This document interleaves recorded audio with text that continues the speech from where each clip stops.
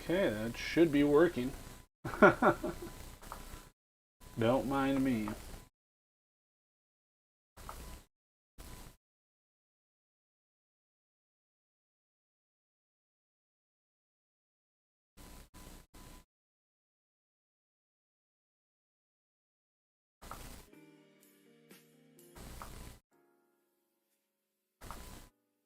Okay. Things should be working. Let me just super duper double check.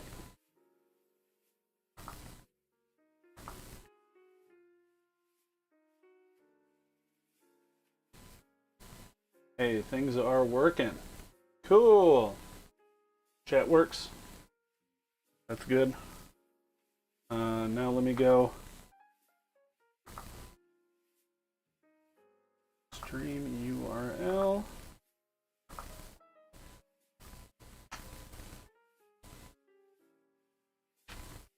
That's not right.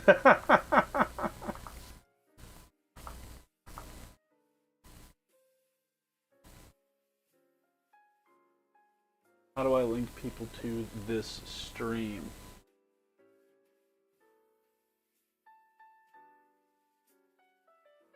Hey, is it this? Hold on.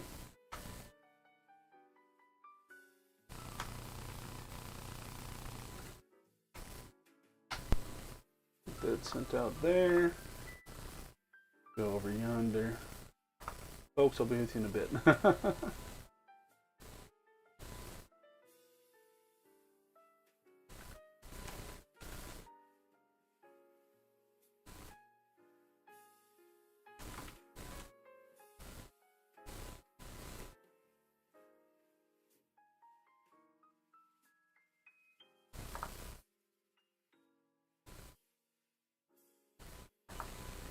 Where is this thing? Okay, cool. Cool.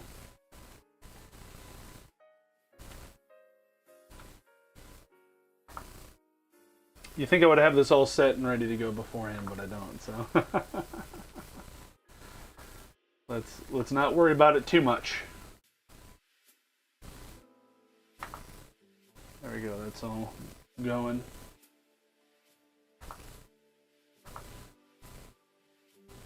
Cool. I think this is up and running, and then does it show here? Okay, I don't need that playing over here.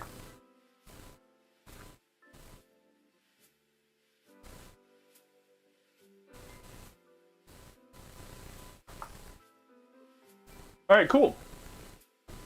Hey folks, Peter here. We're going to do some work on a watch today. This is more just going to be kind of a going through, doing normal stuff. Nothing too crazy. I'm not going to be adding parts or having to de-rust anything. I'll show you the one that I did last time. Hey! Cool. Let me get a picture of something here real quick. That's cool.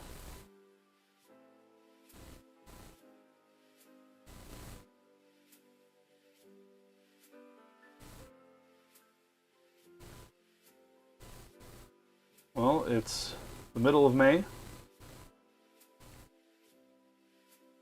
And there's folks out getting their first mows in. I did mine yesterday. I just got a new mower. How do I see this? Oh, I bet I have to go like straight to YouTube on here. Actually, let me just go to that link. Make sure that thing works. Yes, I am a watchmaker. If I'm allowed to use that title.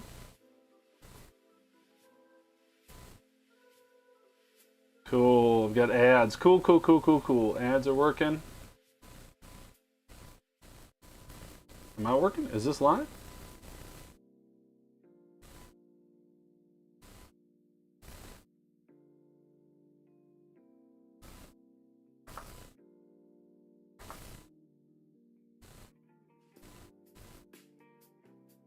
Weird.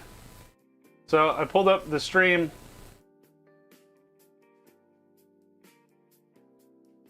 On my phone here. Hold on, what's going on here?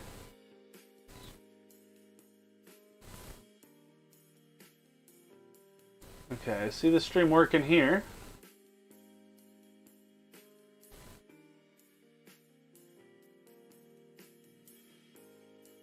Let me go to my account real quick. My channel.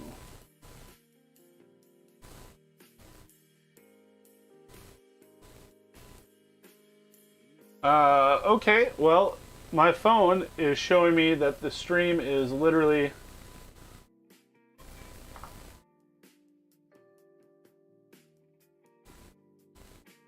My phone is showing me that the stream is that. But on the...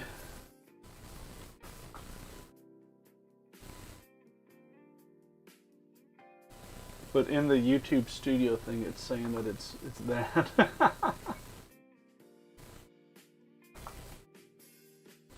Okay, I have no idea if that's working properly or not. Let me check. Oh boy. Working properly or not. Let me check. Okay, I just pulled up the stream on my computer here and it's showing everything working fine.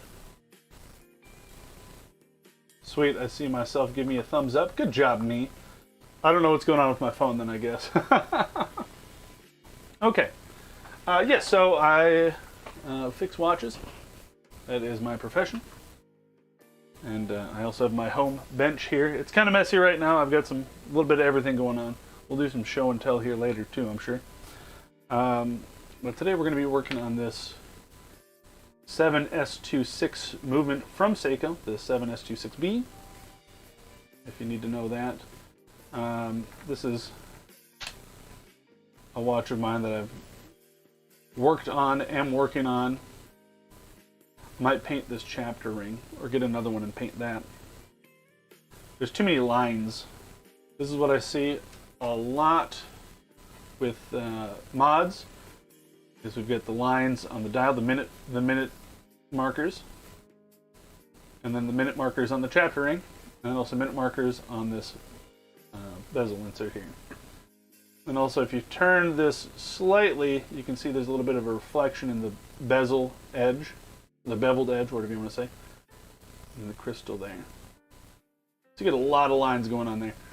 I might just paint that like an accent color. Maybe I'll do a fancy little, who knows, we'll see. Anyway, this obviously is Seiko's workhorse movement, as they call it. Cool, camera transitions, look at that.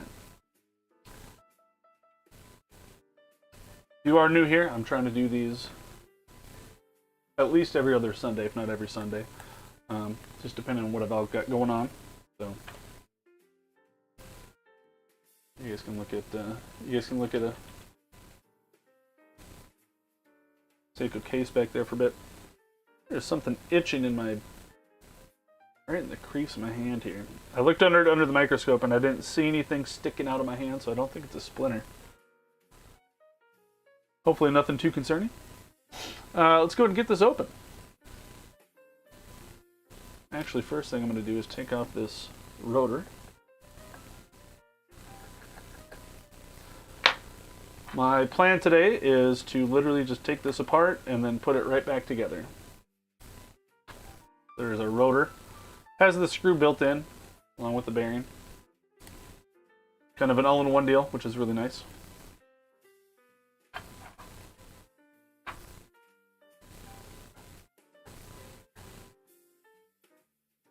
There's our crown. Screw down crown. With the stem. It's all one piece. From the factory.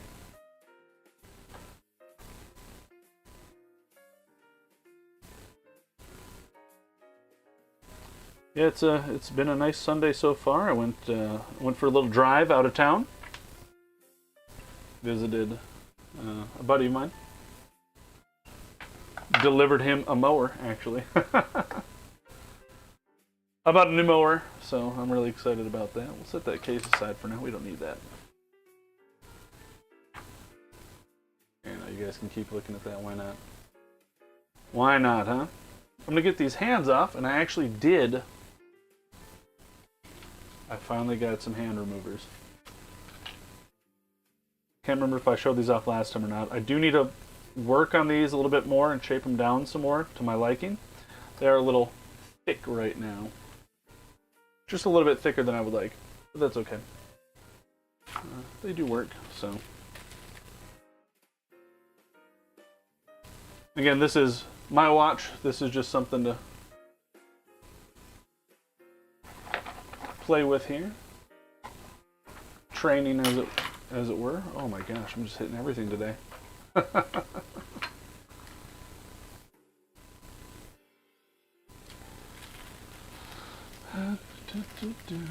This I don't think is going to be thick enough. Let me grab. There we go. That'll work.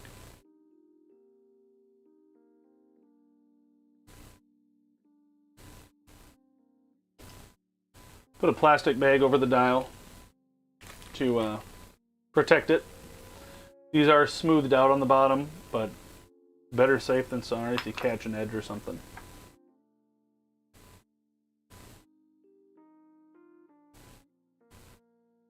Want to see what kind of room I have to work with here.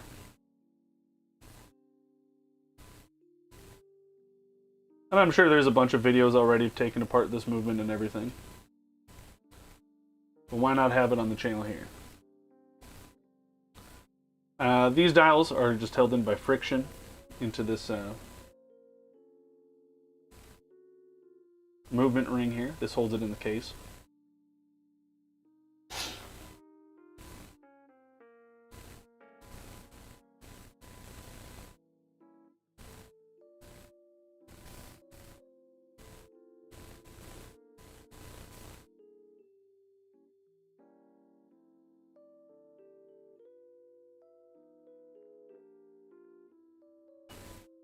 Again, this is one of my movements. This is my watch.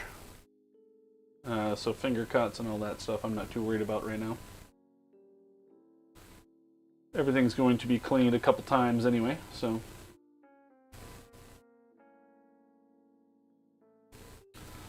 Let's see what we've got here so far. So yeah, you can see the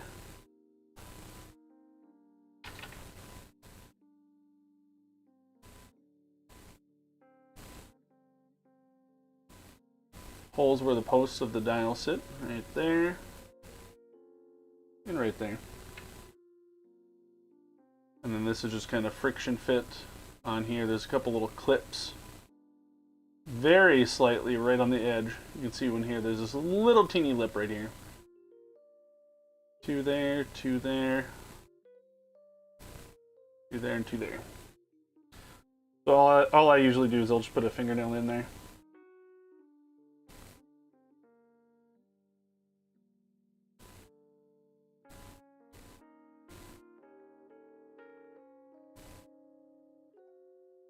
Work around the edge.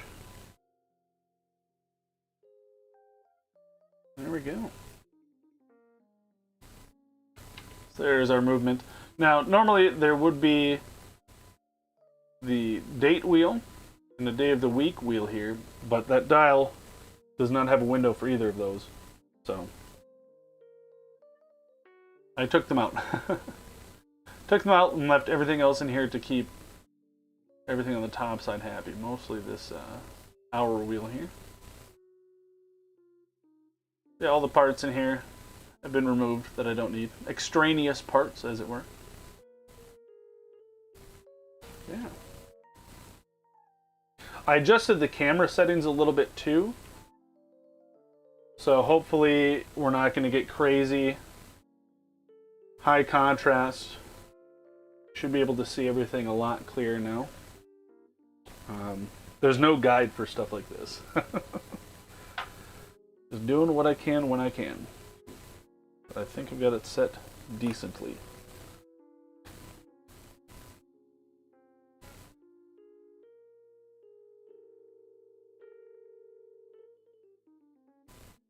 Something else I want to do to this movement.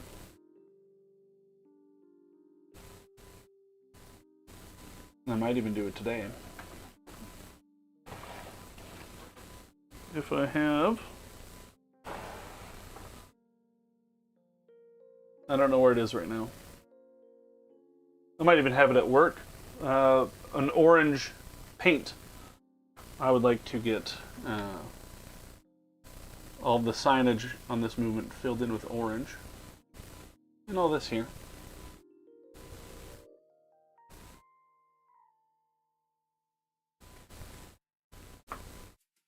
Nobody's going to see it. It's not a display case back or anything.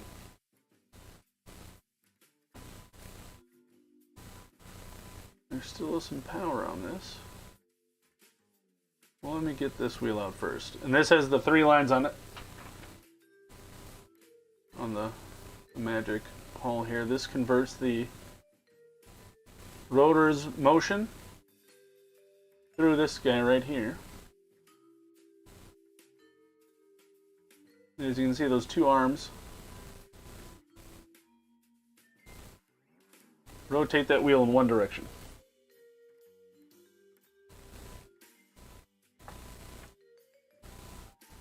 Three lines on there, so righty-loosey.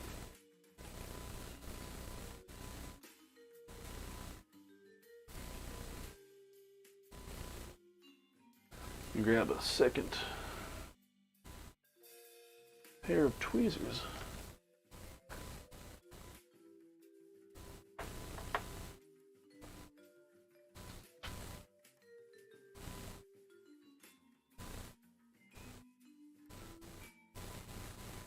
I get this open enough here.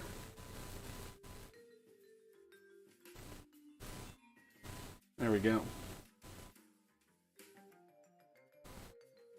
This watch is now very much manual wind. But not through the crown. This watch does not have hand winding. Now the only way to wind it is to literally wind up the barrel there. But I'm going to let that power out.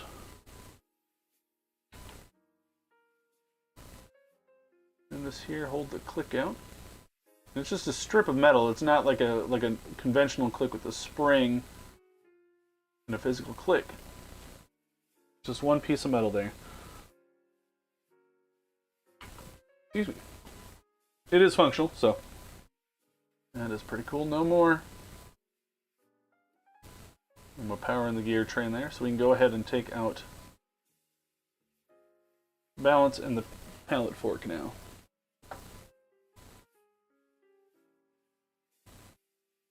Thought my screen here was squished a little bit. That would have been weird.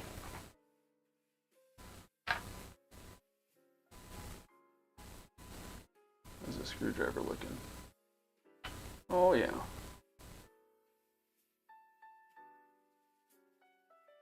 A little bit narrow for that slot, but this movement, I've worked on this and taken it apart a couple of times, so it's not like locked in with age or anything. Sometimes that's the case when you open these things up.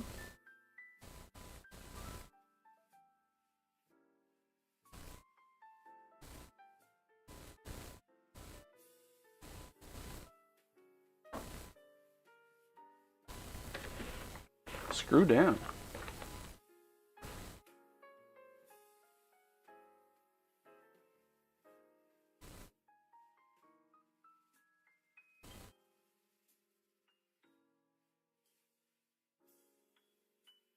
Balance out. Oh my gosh, sure man, cool, welcome in dude. Looking good, setup is so good, thank you. It's a bit of a work in progress. Here's the other view if you need to see just that. I do also have just the microscope, but that's not really a use scene. Hope you're doing well, happy Sunday, good morning. Little West Coast action there. Yeah, all of this, I want to get some paint and fill in these letters, these letters, and then the plus and minus on the balance there.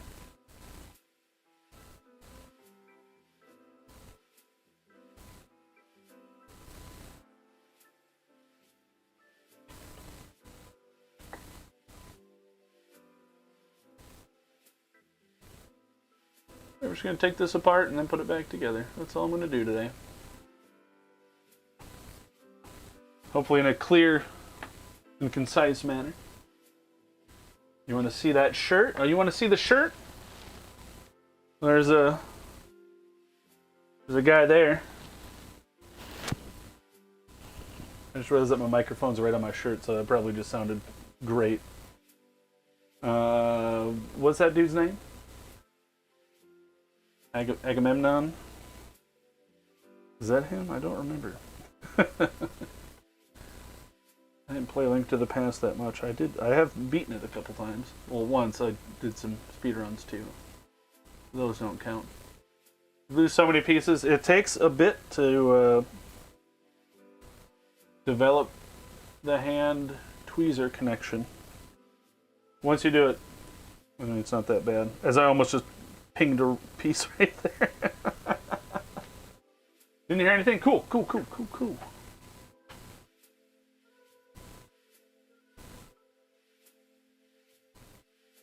Okay, so now if I put any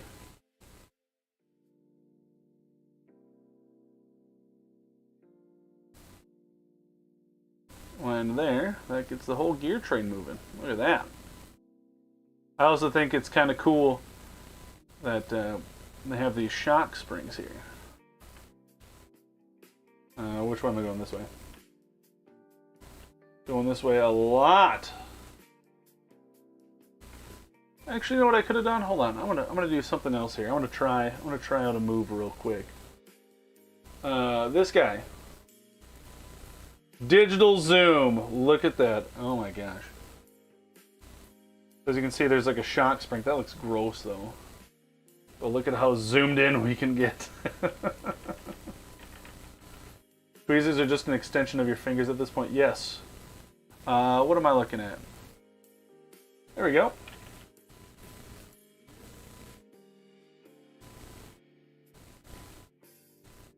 Wow. Neat. Fun stuff to play with here, huh? And yes, when working on a watch, usually tweezers are your fingers. Yeah, so that is a shock spring. There's two jewels there. It's a cap jewel and then the jewel that the pivot's on. These are my fingers. One of these guys, this is my finger. This is just it's called a plexi stick.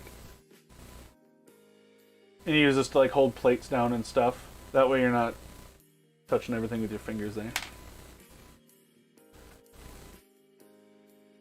You want to try to minimize finger touching on a movement. What you can do is you can wear finger cots on one hand, and that way if you need to touch stuff. When getting oils on a watch is an absolute no, which is always, usually. This is just a practice movement though, so I'm not doing it. Yes, there's two shock springs there, which you don't see too much of. On the gear train anyway. Obviously it's on the balance. Seeing it on these, it's something.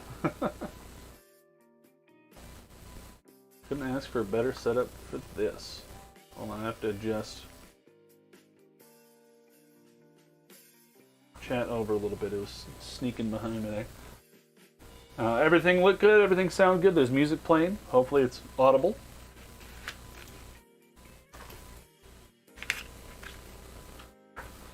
What am I doing next?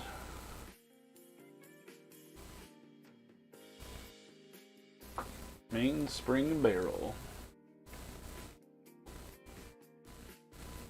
And these are beryllium screwdrivers. Basically it's a brass, so nothing scratches there.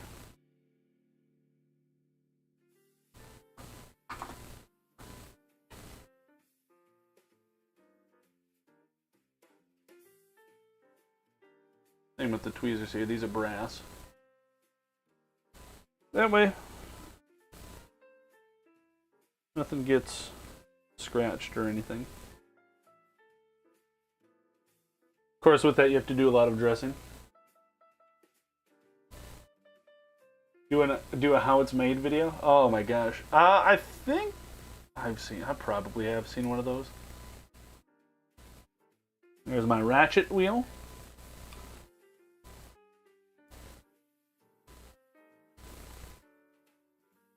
Yeah, this is still one of the coolest things for me on this watch. The two fingers going.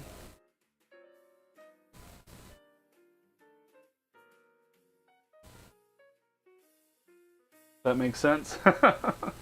It's a ratcheting system, which is really cool there. 3 more screws.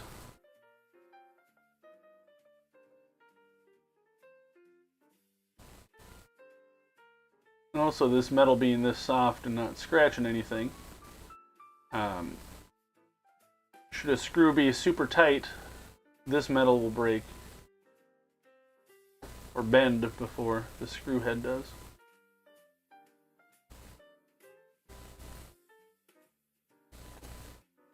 Or if you slip.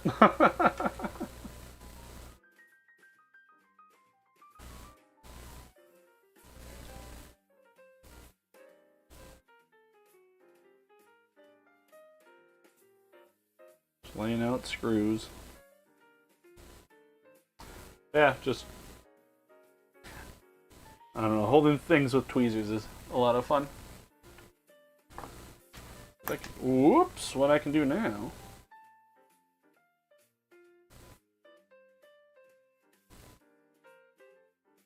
Take this and go around. There we go. Look at that. Makes sense though. You want the end watch to be nice and light.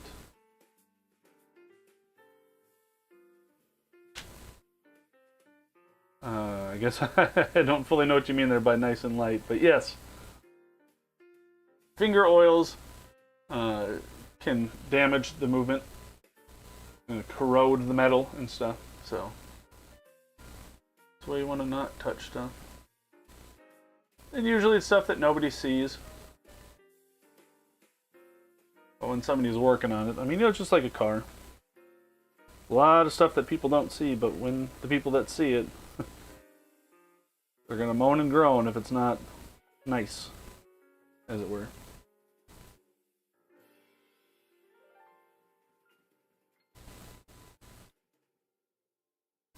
Weak stretch. Yeah. So like this is stainless steel, but then there's also these brass components.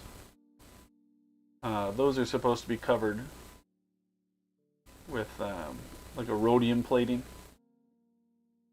And I've got some plating if I ever wanted to dress this thing back up. Could be kind of fun. There's our fourth wheel, aka our seconds wheel. This is what the second hand attaches to, right on the end there.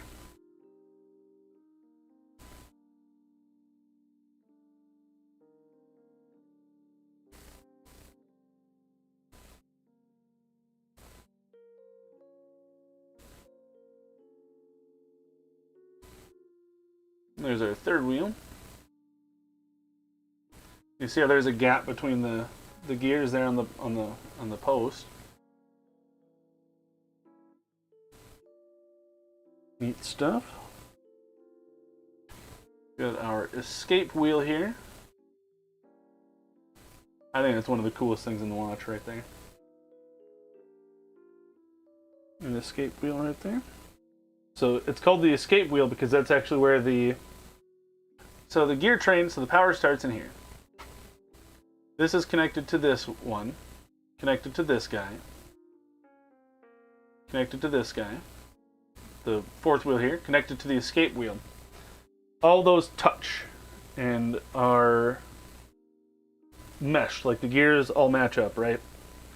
But then the teeth on the bottom here, all these little feet kind of looking thing, all those, that's not connected. So that is where the power escapes. And it matches up with the stones on the pallet fork there. And that's where the transfer of energy goes to move the balance wheel. We'll get there when we put it all back together. There's our main spring barrel. So in here is like a 21-inch piece of steel. It looks kind of like 21 inches, roughly 20 something whatever. This one's all mangled up, but it's pretty much this. Just a strip of metal wound into a tiny little barrel like that. And if you are pulling this out and do it incorrectly, parts will fly. And that's always fun. You basically have a mini Beyblade at that point. Can't imagine the process of making all these components.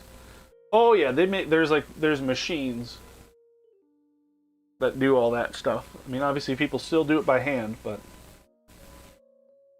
a lot of it is machines. I'm going to go ahead and flip this over.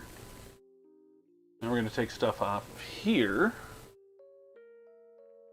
Here's a little Phillips head screw, but I don't have that. It's like a specific screwdriver for that one screw. But instead I've got this kind of rounded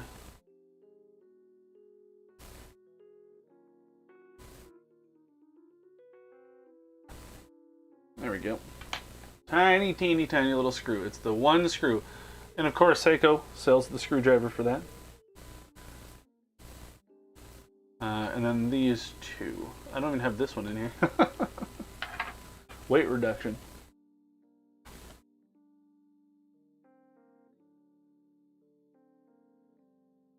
Laser beams.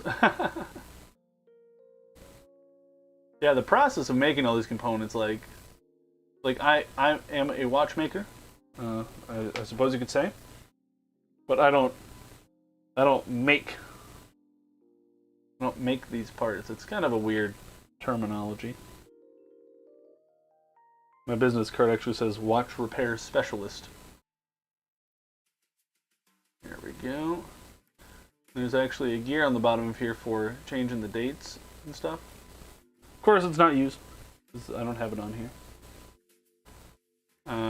So all I'm trying to do here is just take these plates off. Just 2 plates. Here's our hour wheel. That's what the hour hand attaches to.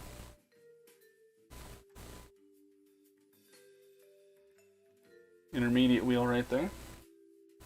The intermediate wheel connects to the cannon pin. So here's our, remember I said the 4th wheel, aka the seconds wheel? This is the 2nd wheel right here. No S. Aka the center wheel, or I guess great wheel. So that's connected to the cannon pinion. And these teeth on top connect to that hour wheel. There's your ratio of spinning the minute hand 60 times, or yeah, 60 times to make, yeah.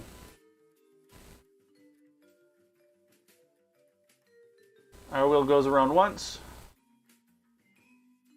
Minute hand goes around what, 12 times? 12 to 1 ratio there. Here's our cannon pinion. So this is actually friction fit right here. This guy. Am I interested in opening commissions of reparative? Yes! Yeah, eventually I do want to, if people want to send me stuff to fix. I've got a whole shop here. Well, I've got about 98% of a shop here, we'll say. But I can definitely fix, well, clean and service.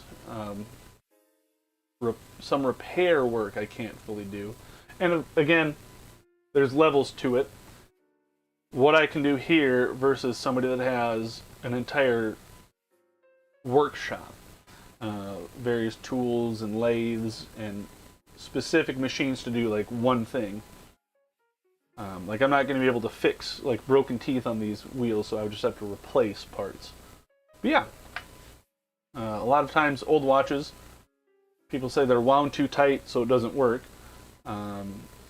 That's not a thing. It is fully wound, but it's not too tight. You can't wind a watch too tight without breaking literally everything, and then it won't. Then it'll just freely spin. Some of these watches are 40, 60, 70, 80 years old, and it's their grandparents' pocket watch, never been serviced, full of old oil, which gunks up, and that literally just locks it into place. I'm not stalling. I found some funky tweezers that I had. Oh, that came out. We'll get to that later. I'm just going to take this. Make sure that is locked down. Oh, my sliding pinion's out too.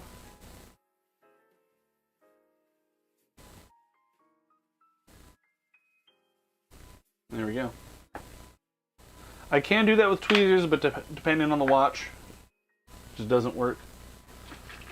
I also have this fancy little tool here. It's kind of janky though. And then I have more tools at work for doing this job. There's our sliding pinion. This moves back and forth to engage the different parts. When you pull this stem and the crown out, that moves in and out. It'd be such a sweet side gig to do what I do for work, but also just do it outside of work as extra work. Yes. Yeah, that's what I want to do. So, Drew, do you have some old family pocket watches that you need fixed?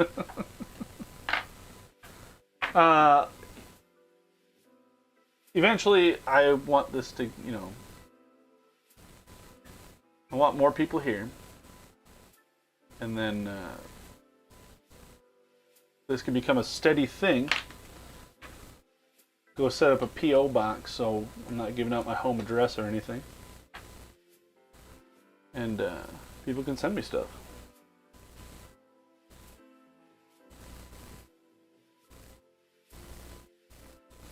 This is the plate for the center wheel. Yeah, I just checked my YouTube whatever. 1900 subs. That's pretty cool. And there's our center wheel out. Look at that. There are a few more pieces here. Let's take them out. Why not? We're here. We're doing stuff. People to watch doesn't need to find me. Yes. And that's the thing is I don't know how to broadcast or advertise this. I also dropped the Twitch side. I was streaming to Twitch and YouTube. But I have made the switch to just doing this on the YouTube. It's an established page. And it's just easier to manage. Plus, I can do use the the YouTube page to kind of make things easy to find. The tags, do the thumbnail. This is a multi-part here. Setting lever spring and our yoke spring right there, which actually it's all kind of in one part anyway. This little guy here, this is what, when you pull the stem in and out, this moves, which pushes this around.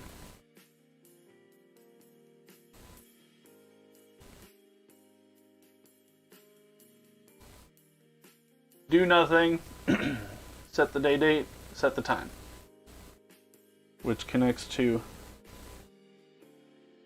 this guy. This will be easier to show you once I'm reassembling everything. Yeah, like I don't use Reddit or anything. I tried using Reddit once years ago. My buddy was like, "Oh, dude, you're playing indie games, so like here's a subreddit or whatever it's called for indie games. Put your YouTube link there. Put your channel there. Like link videos of you playing these games." So I did, and then immediately got banned or whatever, marked as a spam user. I was like, oh, okay. Oh, here's some oil here. Again, I'm not cleaning this or anything today. Cleaning takes like an hour. Yeah, all of these brass parts here, I could rhodium plate that. I've got, it's called like magic rhodium. It's actually a poisonous material. It's literally cyanide. Potassium cyanide, I think it's called. But you can coat these and it'll turn them white, or give them a white coating that I can polish up.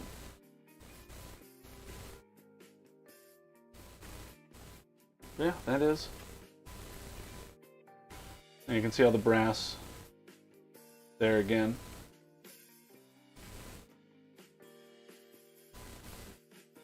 Funnily enough, the shock springs that I was showing you on the other side are not present on this side. Just on the one side. No self-promo. Yeah, something like that, yeah. Yeah, obviously, spread the word if you want, if you feel so inclined.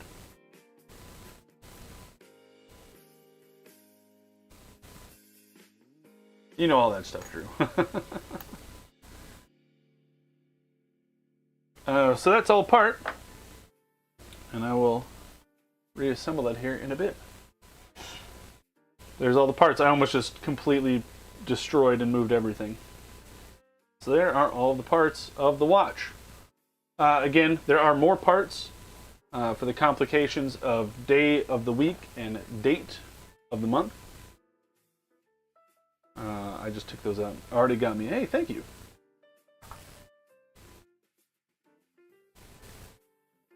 Gamer type beat. Was it? Is that Tuesday right there? Oh my gosh. That coffee house jazz, no copyright? Heck yeah. You know, I do have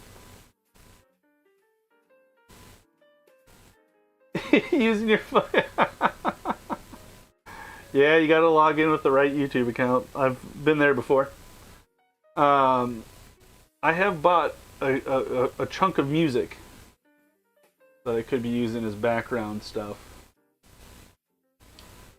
I just need to get it onto this laptop, and then I can have a playlist that I can just do. I'm going to take a break from this real quick. I just want to show off some stuff that has happened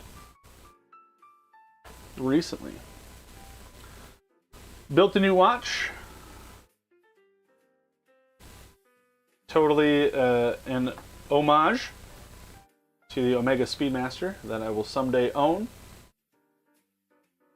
Omega Speedmaster, the first watch on the moon. I already have the first chronograph watch in space, automatic chronograph. This is the first watch on the moon. There's a chronograph. And then Seiko had the Pogue, which is the first automatic chronograph in space. Not as cool, I guess, but once we flip this over, you know, let's go back here. Let's get this open real quick. You thought this was a few parts, this little section here. Boy, oh boy. One of my correspondents, guy that I chat with pretty much every day at work, we just chat about watch stuff all day, it's great. He knows that I'm on a path of learning, education, and just bettering myself, my skill set, and what I can do. So he sold me this movement. This is a... I gotta adjust this camera here again. So this is a chronograph. You thought this was a lot of parts. This has like double the parts. This is just a Chinese clone equivalent, like a Venus 1 something something. Column chronograph. That means this post right here is what the second hand is attached to. Well, the second hand, the central hand here. See how it's not moving? The timekeeping seconds is this one over here. This one is a stopwatch. And then over here is the minute. So this says a 30-minute stopwatch. And then here's a 24-hour dial down there. So chronograph works. I'm going to push this button right here. And then watch what happens. So here's the driving wheel. This is what on the... If you look... Oh, which way am I going? If you look under there, you can see there's another gear at the bottom there spinning. On the bottom of this guy. So that's what the second hand is attached to. To start your stopwatch, your chronograph, I'm going to push this. and then this intermediate wheel right here. So from here, I'm gonna boop. It's gonna boop. This is gonna shift up here. Now you can see the centerpiece is moving.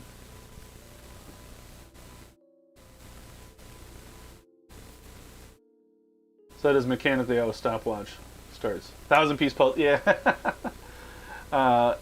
Click it again, and you can see it's like a clutch in a car. Think of like a clutch, sort of, in a car.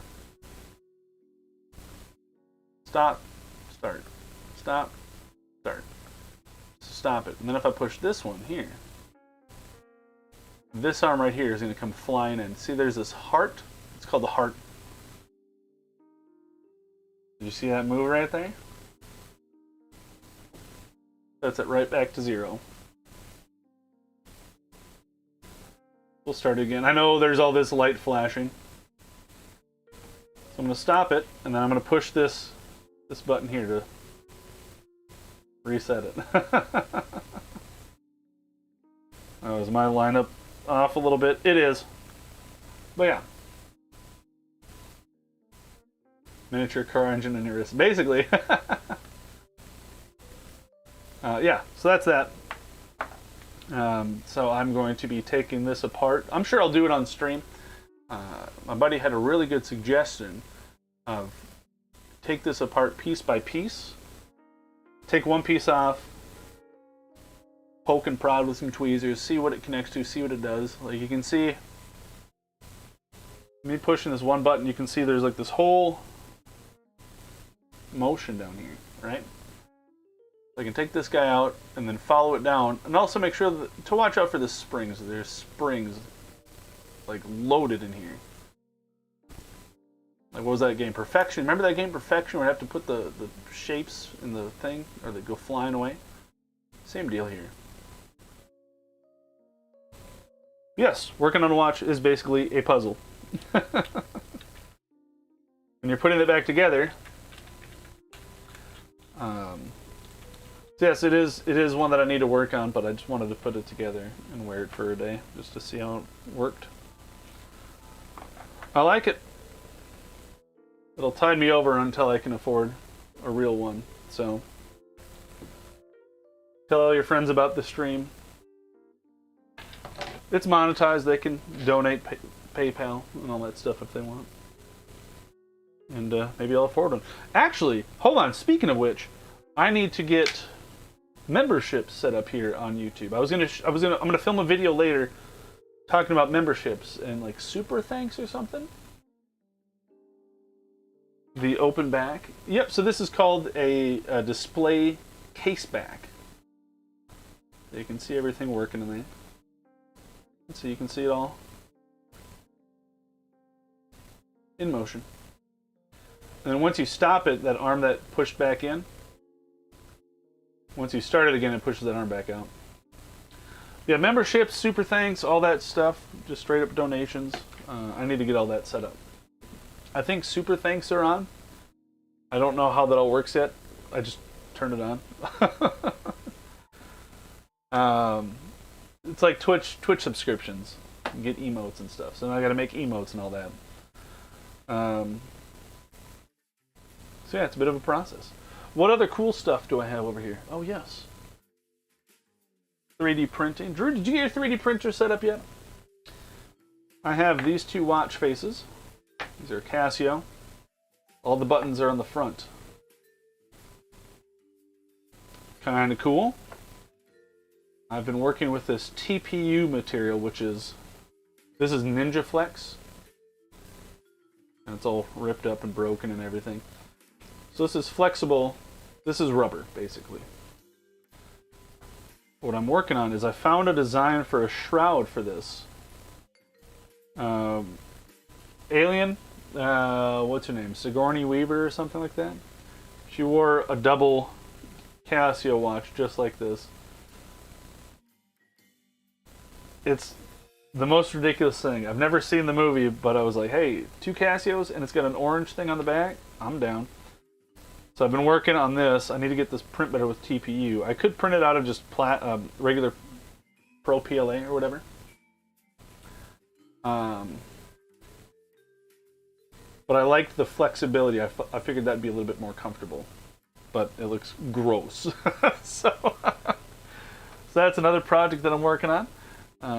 Chronographs, again. I just bought this case here. You know what? I'm going to switch cameras here. Thanks for bearing with me. Is that the lady from the hit movie Avatar? Oh my gosh. Double Casio. This is another case for a chronograph. I had this sitting at work. When I moved into the shop that I'm at, the old watchmaker just had movements on movements on movements. Here's another one. This is from 1973 or 4 or something. This is a Valju 7730. Same deal. Gorgeous little thing, huh? Stamped Breitling. It was a Breitling dial that I had with it. Dial doesn't fit in the case I bought, so I had to buy a new dial. So I'm waiting for the dial to show up. Yeah, 1970s chronograph movement. In this case, kind of a funky shape. So that's a project of mine as well. Then I need to do more show and tell. This is the show and tell section. I should do this all the time. This watch is a custom project watch. The movement inside here is from a pocket watch. The gold and purple goes to this gold and purple. This one. This watch is a pocket watch movement. This is a Unitas 6498. Sub-second hand at 6 o'clock there. The 6497 has the second hand over there. It looks like this. This is a movement that I bought for some watch courses that I'm taking online. You can see the post right there, and that's at the 9 o'clock position. If I was doing a pocket watch, it would be sitting at 6 o'clock, like the crown's up here, 6 o'clock. But in a wristwatch, now it's over at 9 o'clock. This movement, this is a pretty gorgeous movement too. Oh, okay. So, yes, so the purple, it's now synthetic rubies. But those are the jewels. When you see movement like this one says 17 jewels. So they're talking about the jewels are there to reduce friction. And then the gold tones, that's actually brass. Brass doesn't rust. And it's softer, so they can put the steel pivots and shafts into the brass wheels. But yeah, this is one that I've been working on, or using in the courses. It's been pretty cool. This one is the 6498. So the second hand's over in the different spot there. Unitas 6478, or 6498, sorry. But what's special about this movement is this was in a pocket watch that my mom gave my dad.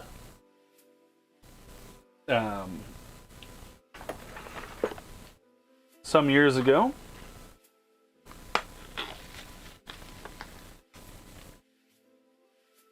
$1974.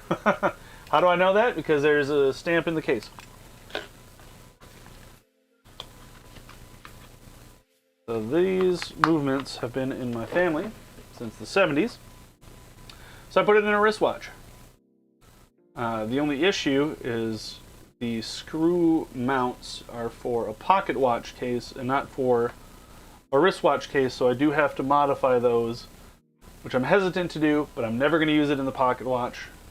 I'm going to use it on the wrist, so I have to drill the tabs down, or the corners down, so I can fit screws and tabs to hold it secure in the case. You can kind of hear it jiggling around in there. Yeah, so there is one that my mom gave my dad. And then here's another one that I'm working on. Same movement in gold tone. That my dad gave my mom, or whatever. Yeah, so one my dad gave my mom, one my mom gave my dad. Same movement, two different watches, two different style cases. Yeah, so those are keep with me forever. So, and I did get to show my dad the one that I did, and he thought that was pretty cool. He also gave me another pocket watch from his grandpa, from like World War I or something. I need to get a mainspring for that, and that will be another stream. So, but yes, so rubies. Here we'll just use. They're now synthetic. Why? Because they can make them pure and perfect without inclusions or anything like that. But they polish them.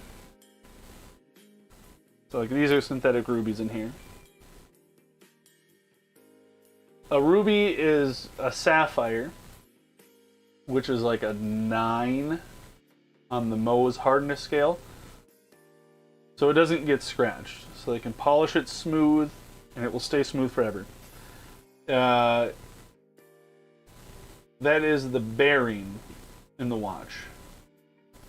The name of the game here is to reduce friction.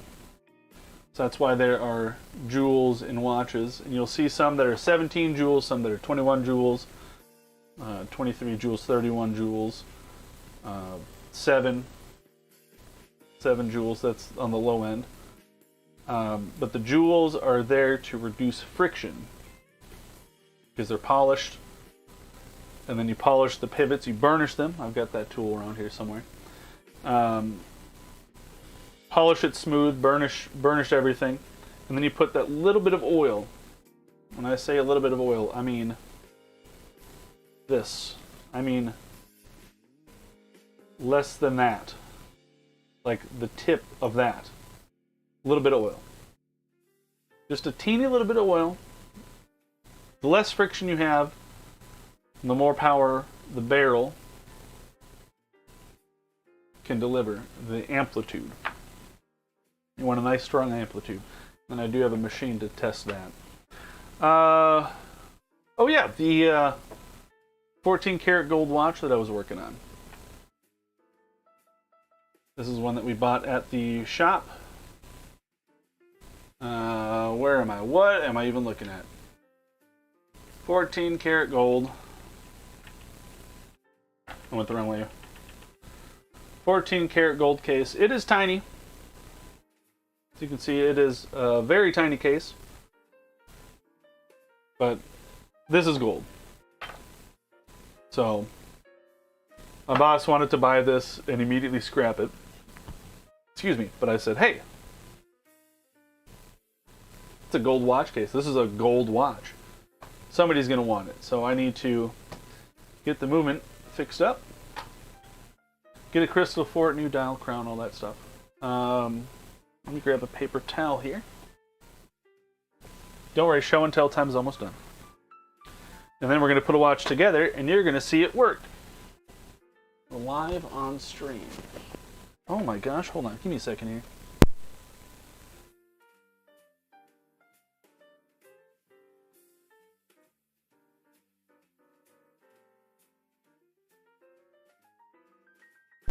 The windscreen fell off my microphone. Yeah, excuse me. Yeah, gold case, it is soft. And actually you can see where there's kind of a curved line.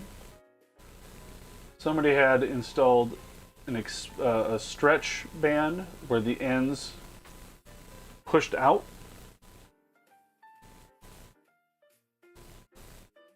And it just wore the case. Luckily, it is gold. So, should we need to, my boss can take his laser welder and literally weld gold and just build that up with gold and then file it nice and flat and refinish it. We can polish this all up and everything. And that's the beauty of gold, especially if you have a goldsmith at your store. Okay. So this, kind of messy, but I've had these parts soaking for the movement. These are all parts that had rust,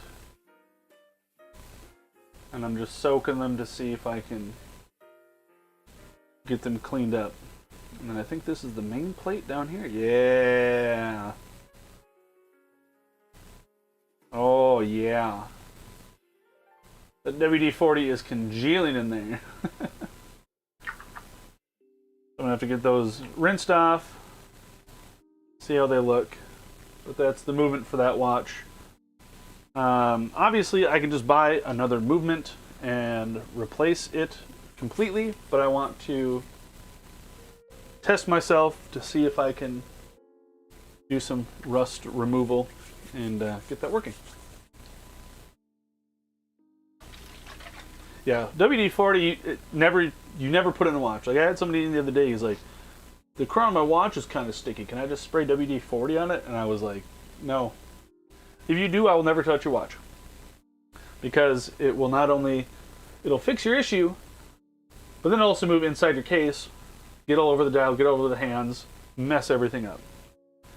This is a special instance.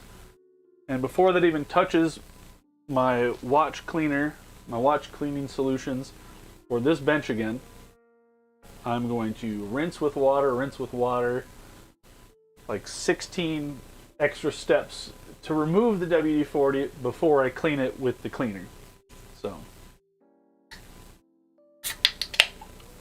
oh yeah, you know what it's time for.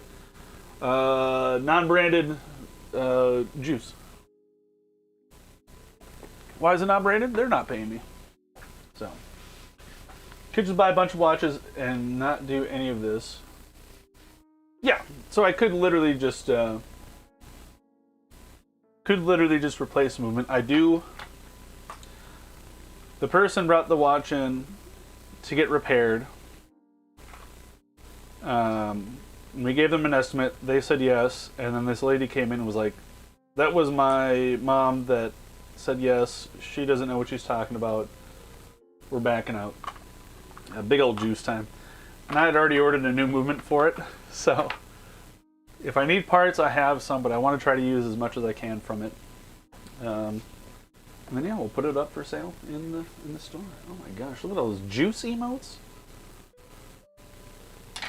Yeah, I need to film. I need to film a video for the channel here. See if obviously I do a lot on this channel: watches, fingerboarding, cooking veggie burgers, electric football, all sorts of everything. Let's put a watch together, huh? So I'm gonna go ahead and yeah, let's do this. Let's do this. You're gonna see this watch, all the components. I can't count that eye, but there's this many parts here. I'll put all those back together and make this thing work. Again, I am skipping lubrication. I'm skipping cleaning, obviously. First thing I'd be doing is putting the center wheel in and then applying a small amount of lubrication right here. There's a little ledge there. And then a little bit of lubrication right there on the top. So that would be first. Let's just go ahead and get this guy seated. And again, it is pretty coincidental that you said puzzle earlier. If I was trying to install this and like, okay, well I know this jewel sits there. But as you can see, nothing else is lining up. So that's how you know that part would be upside down. There's also other clues, like you'll see like screw indents. But then as you can see, holes are lining up there. And that was this screw. So if you ever forget where something is, you just try to puzzle it back together. Or you look up a technical sheet, which has like a, think of like a Chilton or a Haynes book for cars, and it shows you all the parts. Looks pretty clean. Oh, it's not. I will show you immediately. So, see that hole right there?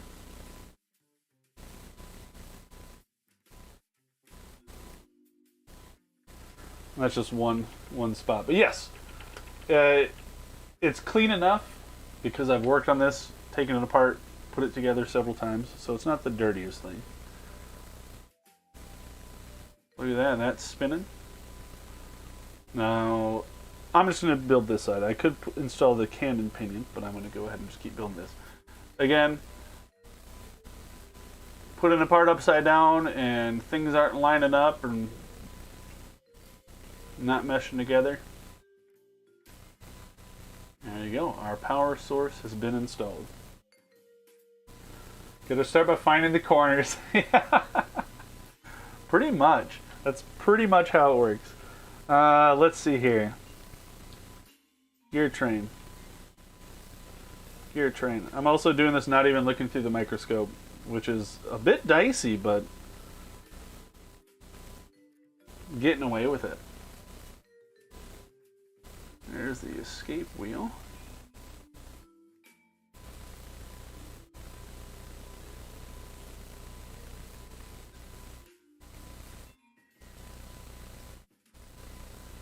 So this drives the center wheel, which drives this guy, which drives this guy, which drives this guy. But then at the other end of this guy is the opposite. I'll try to explain this. So there's all this. The common example is a garden hose. So you've got your faucet. You turn your faucet on, right? And if you don't have a sprayer or anything connected at the end, it's just going to shoot water out. So let me demonstrate that. And once, like, I think it's Hamilton has a video. The watch brand Hamilton has a video. Here's our click spring. I always need to remember to put that in. I always forget that one. And again, you're going to see holes line up. That's your corners for your puzzle pieces there. And now I've got the second wheel, the fourth wheel post. I've got the escape wheel and then the third wheel under there. And I need to make sure everything is seated properly. If I try to screw something down right now, before kind of tapping around, I could crush something. And that's how you break watches. Either the pivots or the jewels.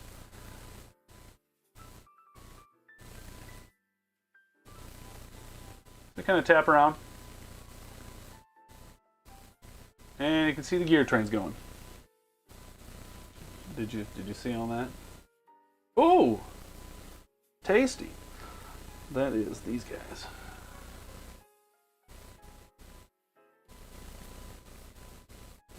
Come back. Oh no! Come back here. Oh no, everything.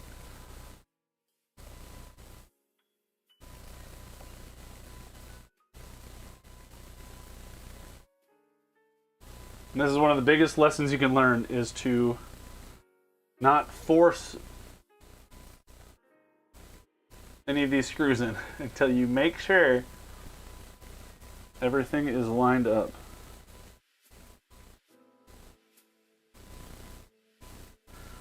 Oh, lined up and juicy.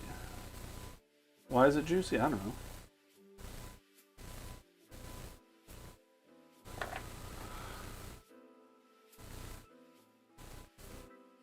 I'm going to start these, but I'm not going to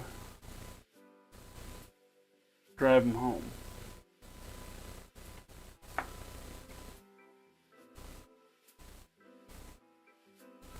Speaking of things on this channel, you know, I kind of want to...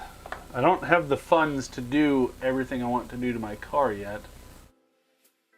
But that could be kind of a cool little venture on this on the channel here. Coilovers, replacing control arms, all that stuff.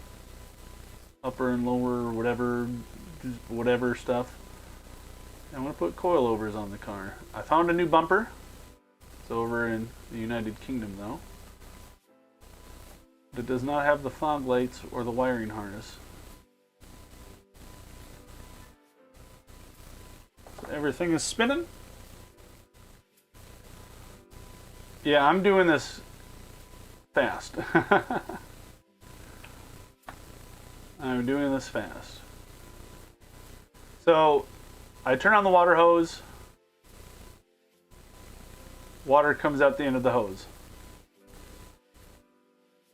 Water comes out the end of the hose at its full unrestricted flow.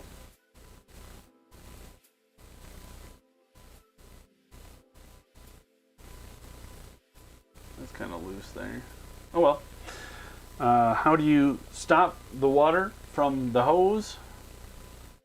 Well, you put a nozzle on it, or a spray, or whatever you want to call it. And that's where our pallet comes in. Pallet fork. So again here, and I'll kind of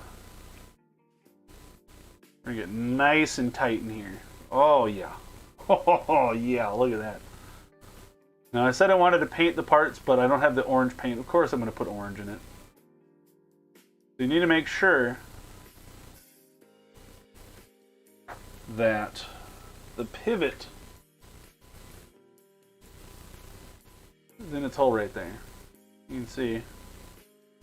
And I'm doing this with shaky hands somehow. Cool to see how much it spins when you barely touch it. Shows how well the gears. Yep. So yeah, there's the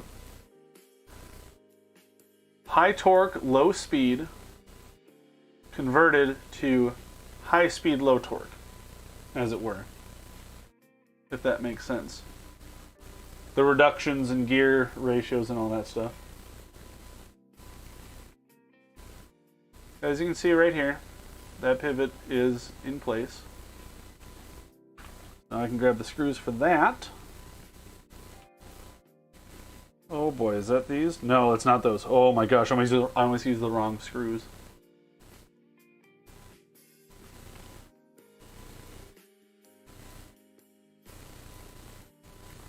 And it's jazzy too. I'm not even gonna look through the... I can't see.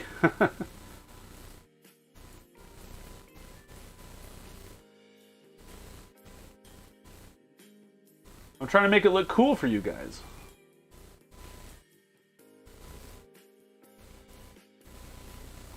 Again, those are not all the way tight. Make sure that pivot is in there.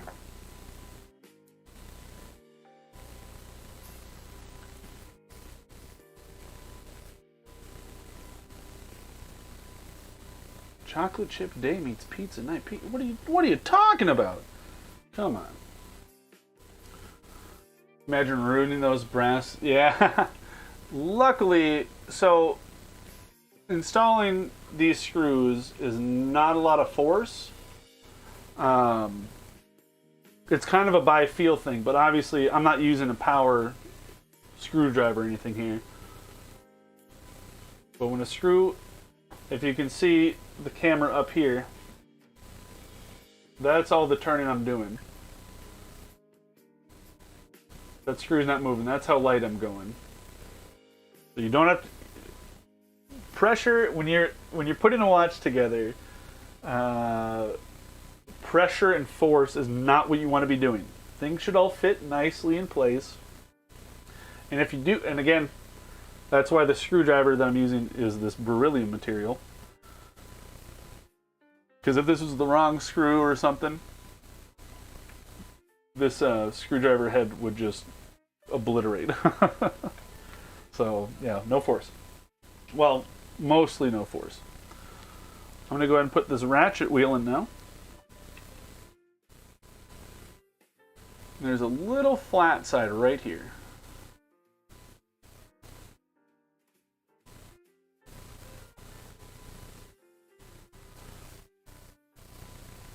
And the screw for that.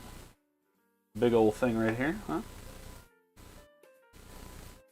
Start it. You guys can see that. But now this arm is in the way here, so I have to do some finagling.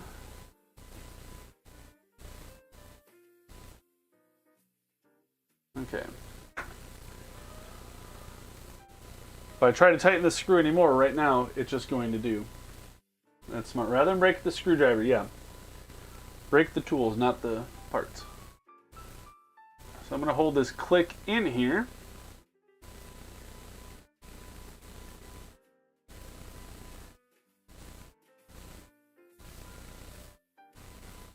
So now, you can see the click moving through the teeth. There's now power in this gear train. So now the hose at the faucet attached to your house is wide open. There's water. There is now water in the hose, as it were. But we put a sprayer on the end or whatever. And then as you can see how it's moving? All this back here.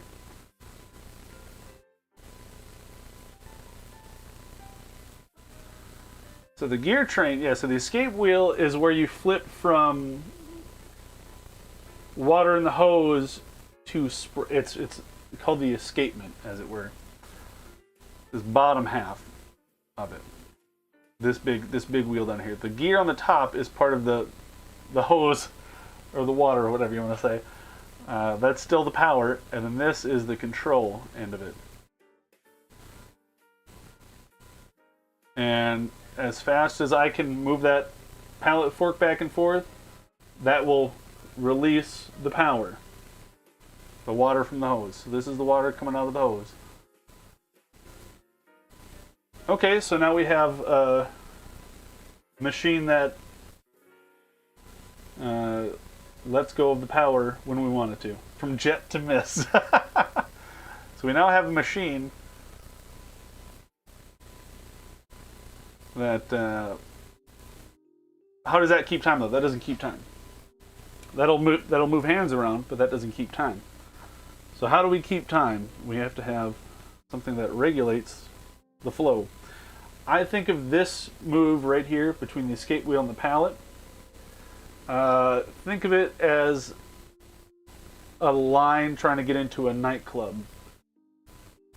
And then the pallet stones here. Right? They are purple too. This coloration right here is the shellac that's holding it in. It's like it's a glue that you heat up.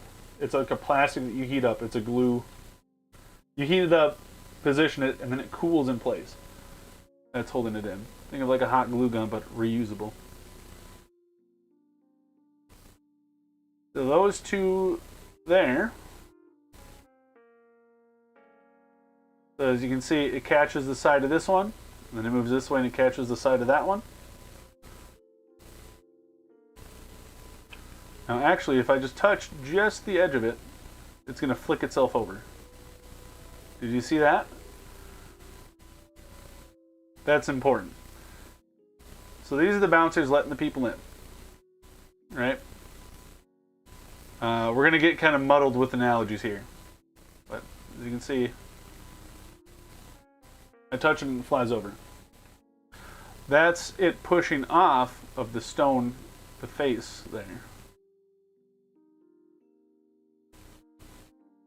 But we need something that tells the bouncer when to let people in, as it were. Or regulate our hose, and that's where the balance comes in. On the back side here, here's another jewel. Right there. That jewel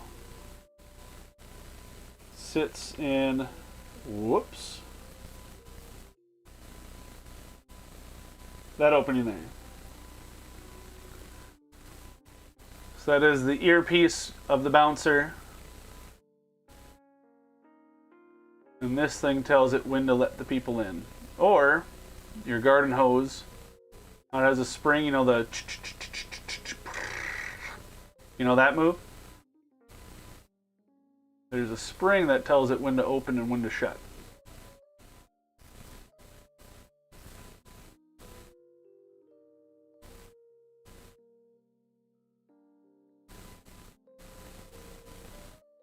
Again, there is power in our gear train here.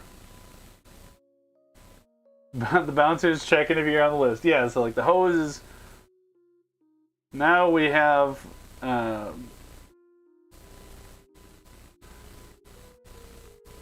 sprinkler head. So instead of this being the hose, or the faucet that you put the garden hose on, this is the water supply from the city. And that's your spigot there. And then this is your sprinkler head here. And then it goes. So, remember how I pushed that pallet fork and it flicked itself to the side? So when it flicks itself to the side, again, fast. There's no torque on it. It's just speed. That little flick, and then when you have the reduction of all that friction, this wheel goes flying across. And then the spring brings it back. And it says, okay, next one. And then think of a swing set. If you push somebody both ways on a swing set, pushes it this way, wheel spins around this way, spring brings it back, flicks it the other way, spring brings it back again, flicks it the other way, spring brings it back. It does this. That's how it all works. So it's all kind of a two-way, one-way, two-way or one-way or both. So now we have a device that spring is telling it when to go, as it were. When do you go? Oh no.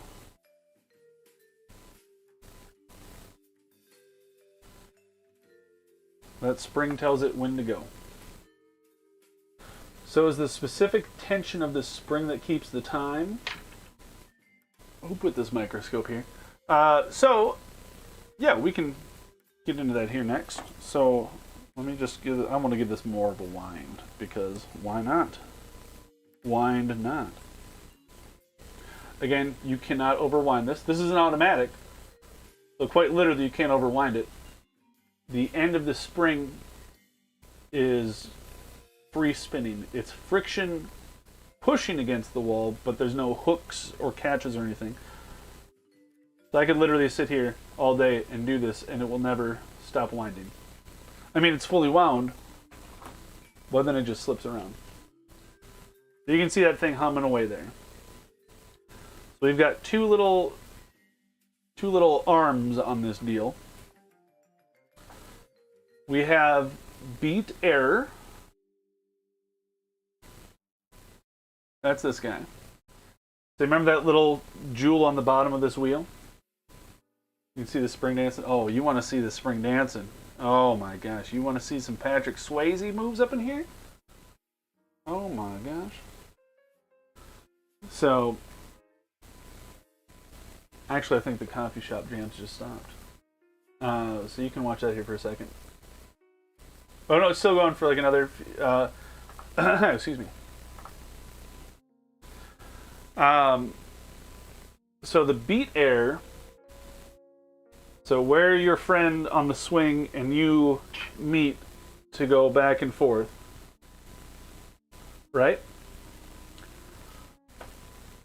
Beat air, pallet fork, and then the jewel on the balance wheel. It's natural resting 0. Your beat air, if that is off, now all of a sudden it's going further this way, and then it's coming short this way. Instead of, it's going like that, or instead of a nice 170 this way, 170 that way, or whatever it is. 180 this way, 180 that way, whatever it is. So your beat error, yeah, finds your 0 position. Funnily enough, there's a straight line from here to that jewel down there to this guy here. There's a straight line. So that is your home 0 position. And that tells your spring to go this way and go this way. And then you want both sides to be even. You want your tick and your tock to be the same. We'll get into that later. And then yes, your spring tension, as it were. This one, you can see there's a whole string here. If I want to make it faster, I make the spring shorter.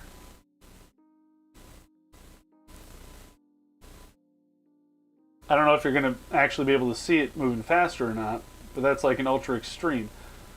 So that is now a shorter spring, so it's got less travel.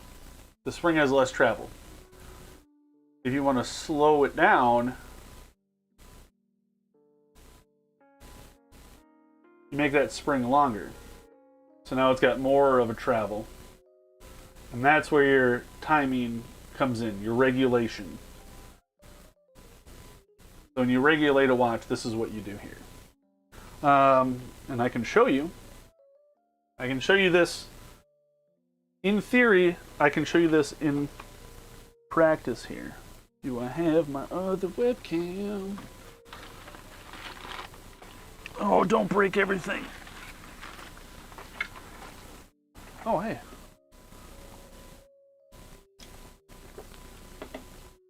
Undisclosed juice brand that you could totally just not see right there. Don't worry about it. This is going to be over here, so I'm going to just plug in this other camera here real quick. And we're just going to figure this out. I'm going to do this live on stream, because I haven't set this up yet. Let's go to webcam here. Bear with me while I make a new thing. Time grapher. Add a source. Yeah, black screen. We're doing this live. Literally doing this live. Microsoft camera.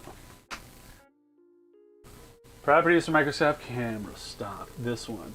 What are you pointing at? Hold on. What are you pointing at? Where are you pointing? Why are you not working?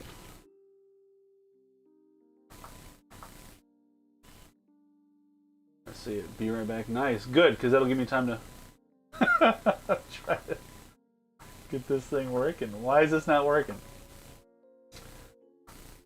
That is that one. I mean, you already knew that one, though.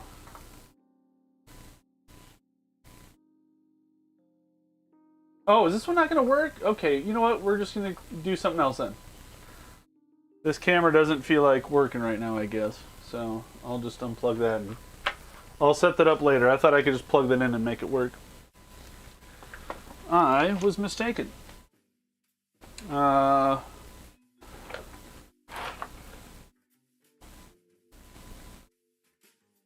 Here.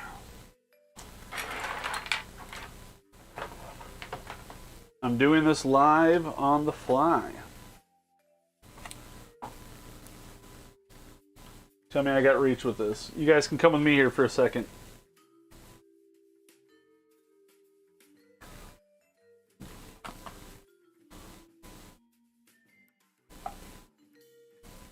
Perfect.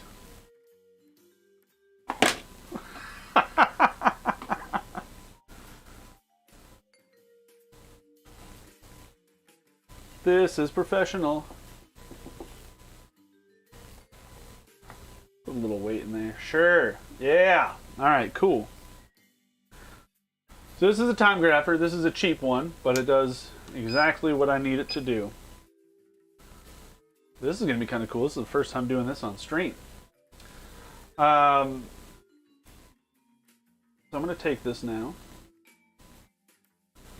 And again, this is a reminder that I have not cleaned or oiled this, or put any of the greases or lubricants on it.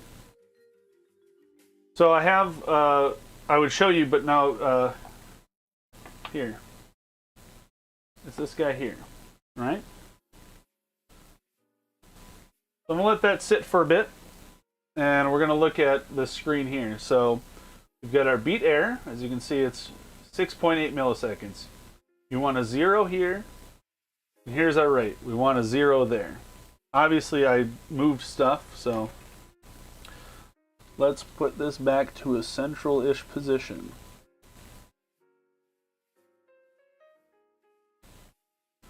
So now it should speed up. Now this number is going to start dropping / raising. Whoops, I stopped it. Hold on. We'll get there. Now as you can see this line, I don't know how to make that clearer for you. Again, doing this live. Now you can see it says negative 70 seconds a day. You can see this line is heading down and it's split apart there.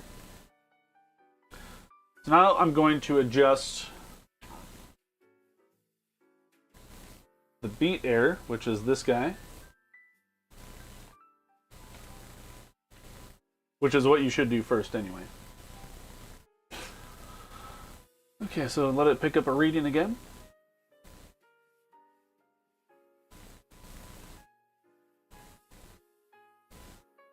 And you can see that line, and then hopefully that's showing up on the stream okay. Yeah, you can see that, I think. So I'm going to adjust the beat error here. And what sucks is it doesn't have a minus, a positive, or negative beat error reading. This is nuts. You were wondering how you calibrated the key. Yep. So as you can see those lines, you want a single solid line. But do you see how my number went up? So I'm closer, but I'm not closer. So I'm going to flip that the other way now.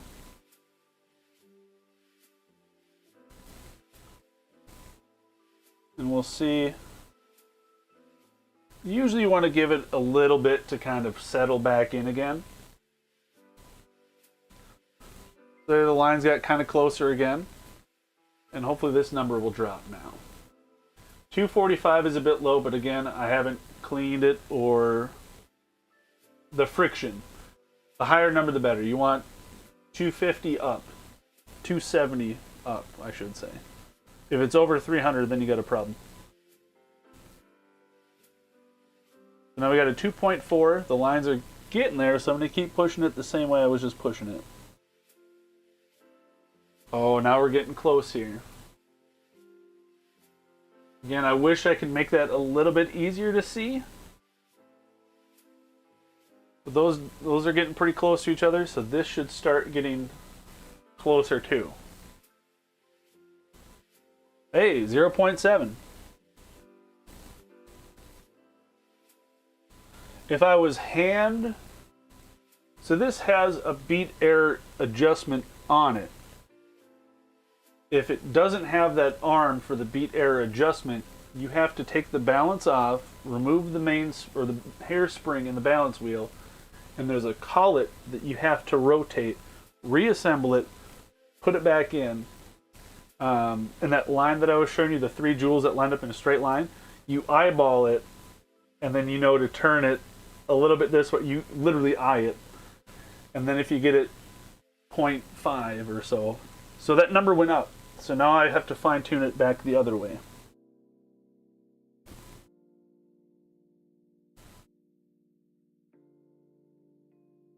And we're talking, I also stopped the balance wheel there for a second.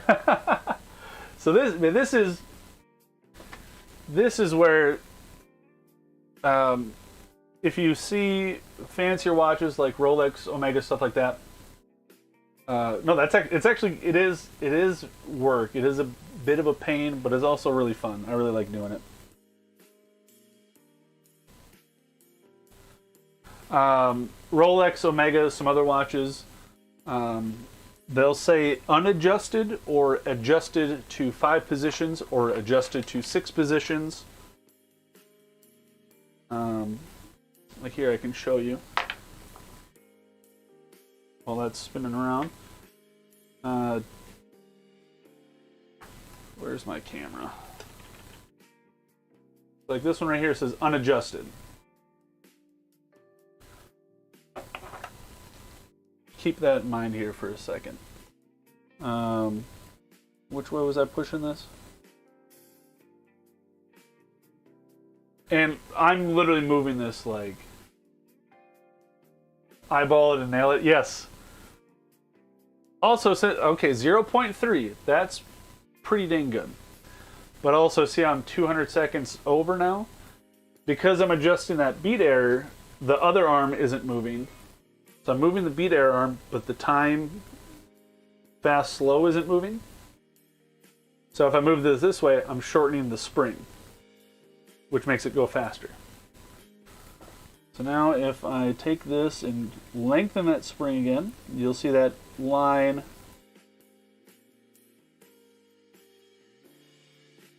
start to straighten out there a little bit.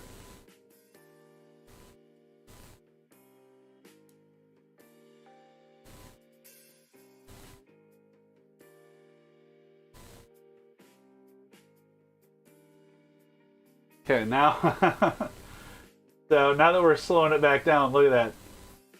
Now we're starting to cook.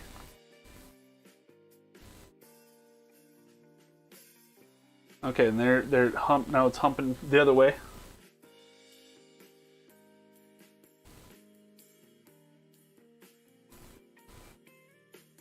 So this is what you want to be seeing.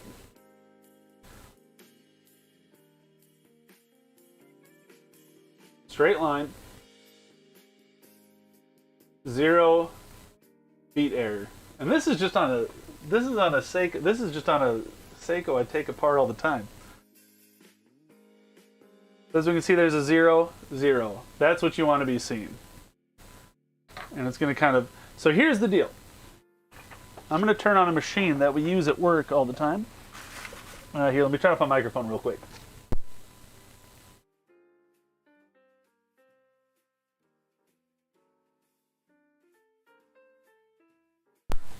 Okay, so we have a machine at work called an ultrasonic cleaner. Watch what happens when I turn this one on.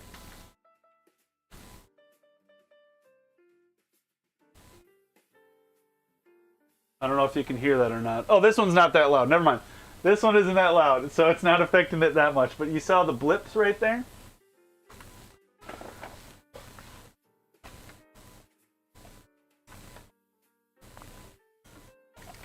So this microphone here is picking up.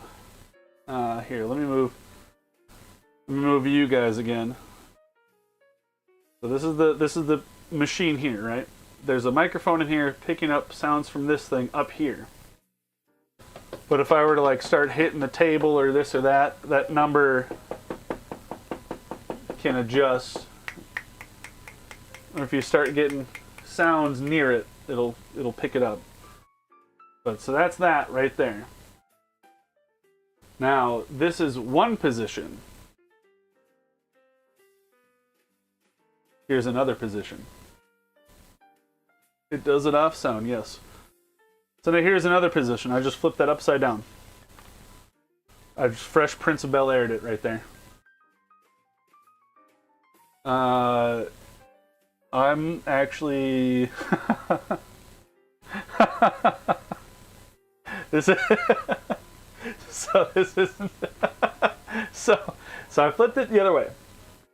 It's still reading pretty dang good. Didn't plug it. Yep, so it's literally just sitting on this device here. And of course if I kind of jiggle it around, it'll, like I said, it's a microphone. So this is another position, upside the other way. This is now dial up. And it's actually still reading really good. So that's two positions. Here's three. Here's a third position. And now you're going to see the amplitude drop because now it's vertical. That's the 240 number. That should drop. The fact that it's still, yeah, do you see how it dropped to 228 there?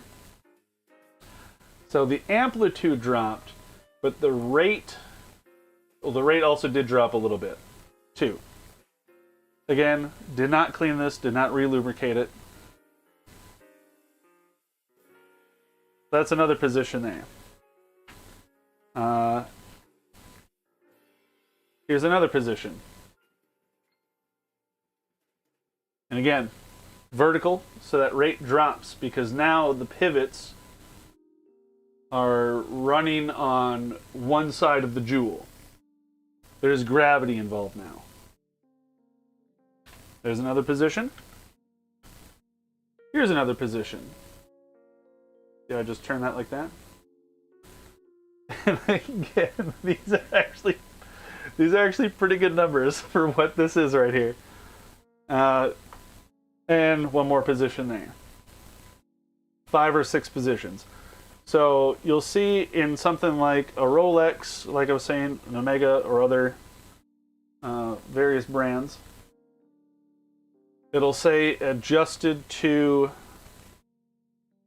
4 positions, adjusted to 5 positions, adjusted to 6 positions. And now we're back in the...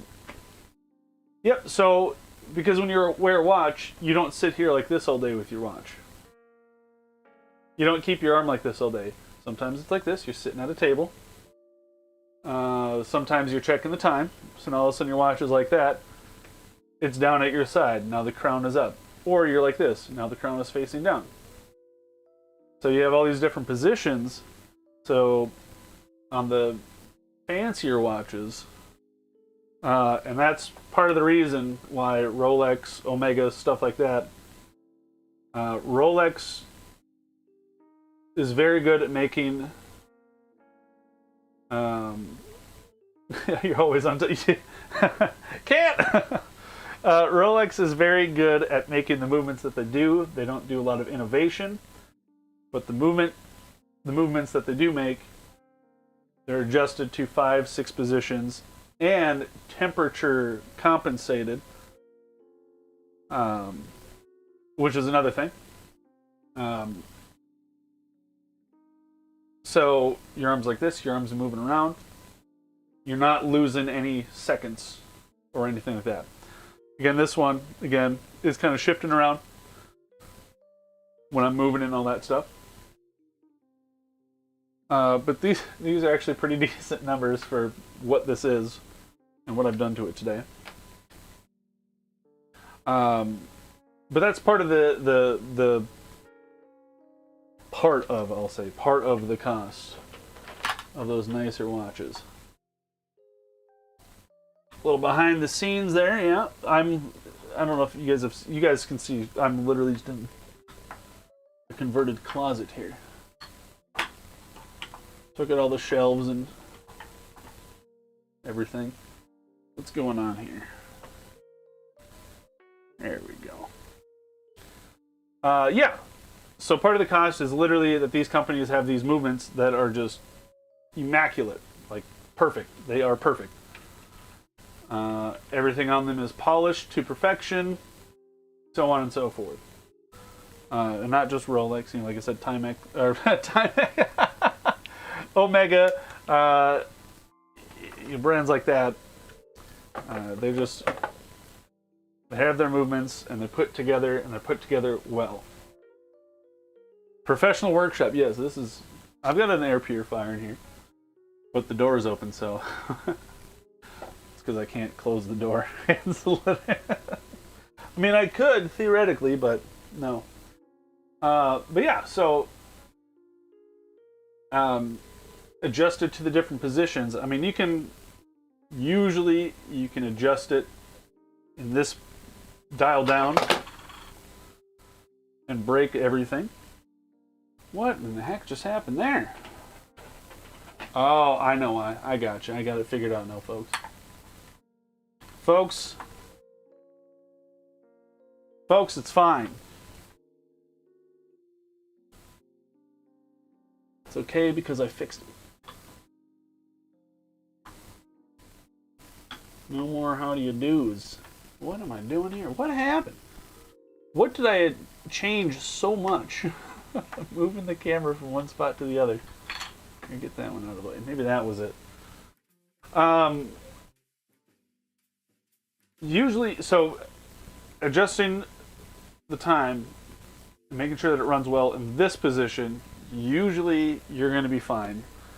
Unless you get somebody that's nitpicking, it's like, I checked my watch against the atomic clock and it lost 3 seconds in a week, and it's like, okay, were you wearing it and moving it around and this and that? Obviously, there's other factors, but if somebody's like, kept good time overnight when I set it on the nightstand, and then I wore it the next day and it was off a bunch. All of a sudden, if you have an issue where somebody's wearing it and it's like a side, you know, whatever it's doing,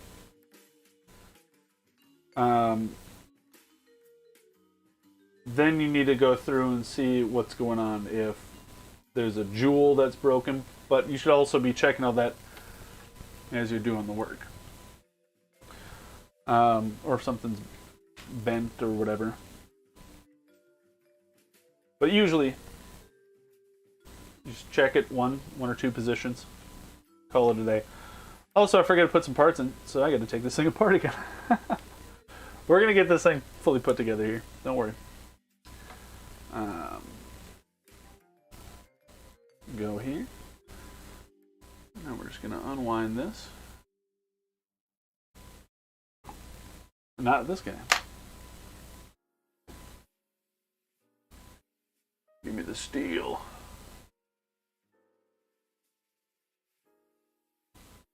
So I let it out bit by bit. Don't let it go flying. So things get worn out really fast. Or damaged or broken.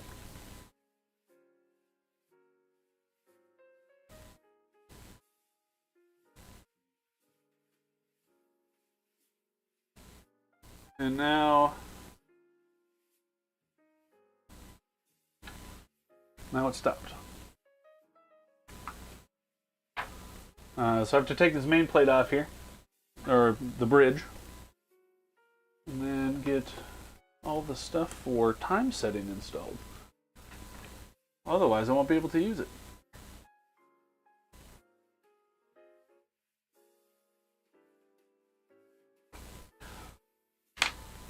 This will kind of be a wrap-up section here, I think, now.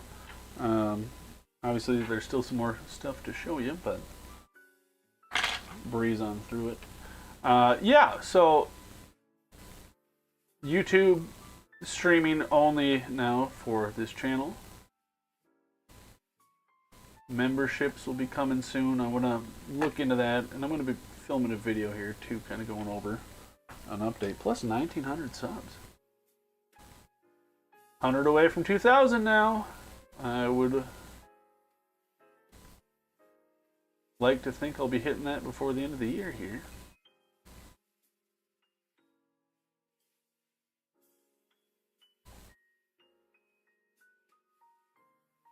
And yeah, doing this stuff on the side from here, outside of work.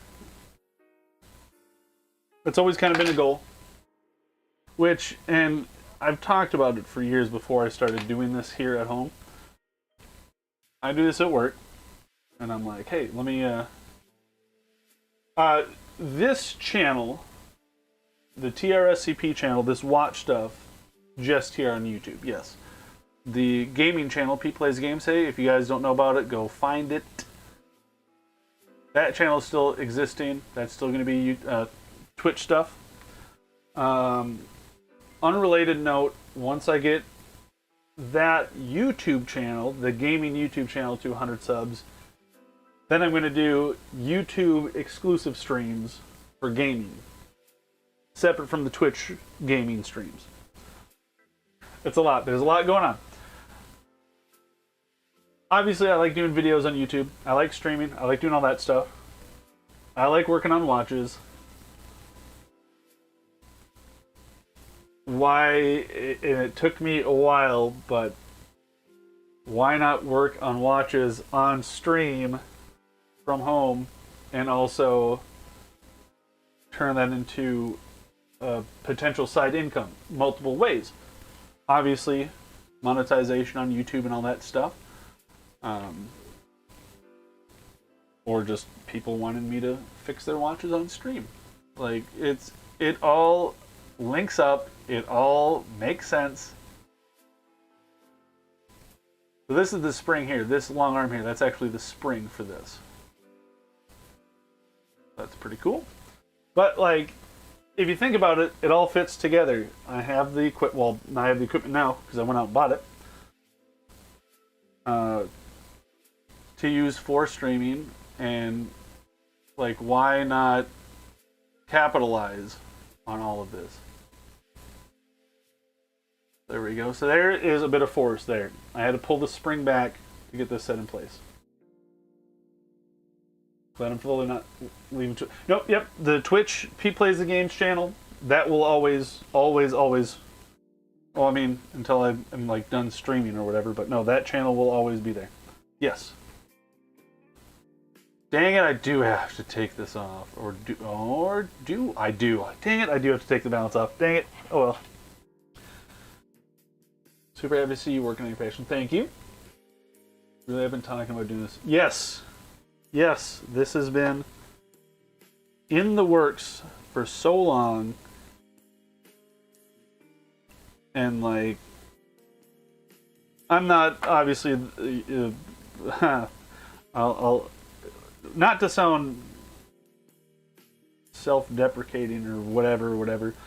I may not be the brightest person or, you know, have everything lined up in my life, but I like to think that this was a pretty good idea. Speaking of good ideas, let's get the screws installed before I try to force that part in. That's another one of those force pieces there. But like, it seemed like such a no-brainer to do the watch work on YouTube. And like I said, capitalize on it. It all ties together. And what sucks is this being the diverse channel that it is not just a single facet. That does make it kind of tough because obviously I have audience just for the fingerboarding. I've got audience just for electric football stuff. I've got audience just for the work on the G-Shocks. Just for veggie burgers. So that does make it kind of tough. But it's not something I want to be splitting into 7 different channels. The gaming channel split was a no-brainer, I think. So now that those screws are installed, I can actually push this spring back.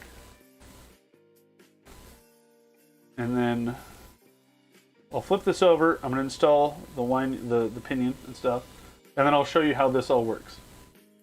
Show you that all works. Justin, you're recommending you see other watch repair channels doing really well. So the quality... Yeah. And it's one of those things where... I need to be better about advertising. I'm in all sorts of Facebook groups. I'm in a watch forum. And I think I just need to get on there. Obviously, the fear of rejection is always looming. Or just people saying like, hey, you're doing this all wrong. Like, wow, look at you being terrible or whatever. But it's like, hey, be more constructive with your criticism. Tell me why I'm doing it wrong or something. But of course, in the line of watch work and stuff, there's so many. You're doing this the wrong way, and then 6 people will tell you different ways of doing it. So.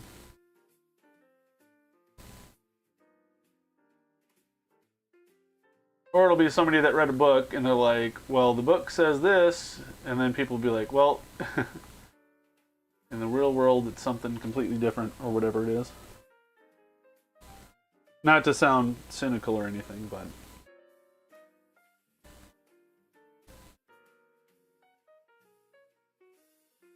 And I will say this, not trying to compete with other channels or anything, or I obviously haven't seen them all. I don't know how they all operate. There you go, and there's me testing that, make sure that works again. I will say that what I have seen of other channels, there is a lot of YouTube magic at play. Obviously, live streaming, what I'm doing right now, is a lot different than somebody cutting out 20 minutes of work to show you whatever. Like, if I lose something or break something here, this is live on stream. So, that's a lot different than a video where if something went flying, nobody's going to know because you just cut it out. So, I feel like there is some added pressure there. That said, this to me is a no pressure situation because this is what I do, so.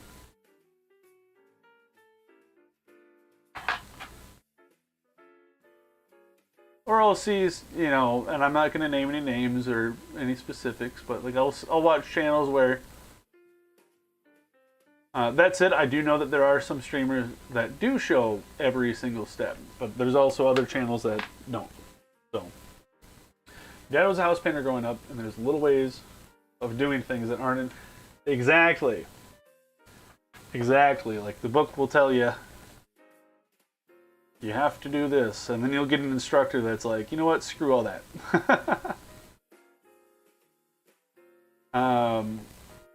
I've seen it, you know, even in the watch stuff. Like, there's no exact one specific, right, like oil charts.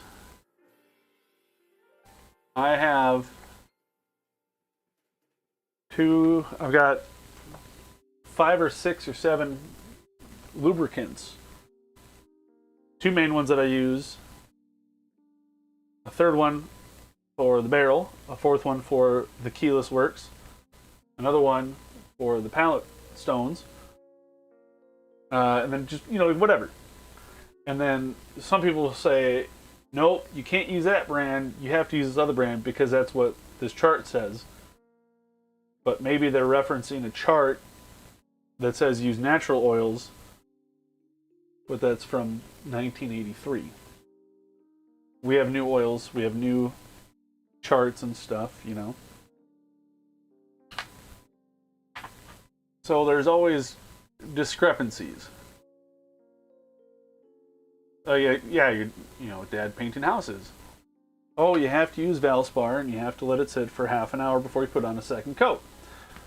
Nope. Now you can, you know, do your first coat Benjamin Moore and then, you know, 25 minutes, but if you put a fan on it, you know, whatever it is, you know. I'm obviously not a house painter, so. Or hand painting versus using a roller versus using a sprayer, and then which sprayer works better with which paint, this or that. Like, there's always going to be discrepancies. Or somebody will come in here and say, hey, you're not wearing finger cuts. You are utterly offensive to watchmaking or something. Even though I very clearly said multiple times. This is a watch for me to practice on. So what I'm going to do now, this is all assembled.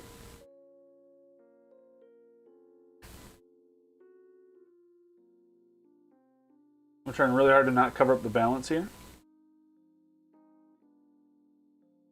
There you go. Takes right off. These old school trades. Yeah, exactly. Alright, so that is running. Confirmed working on stream. I'm going to put this way. Right. Got like 8 pieces to put on here.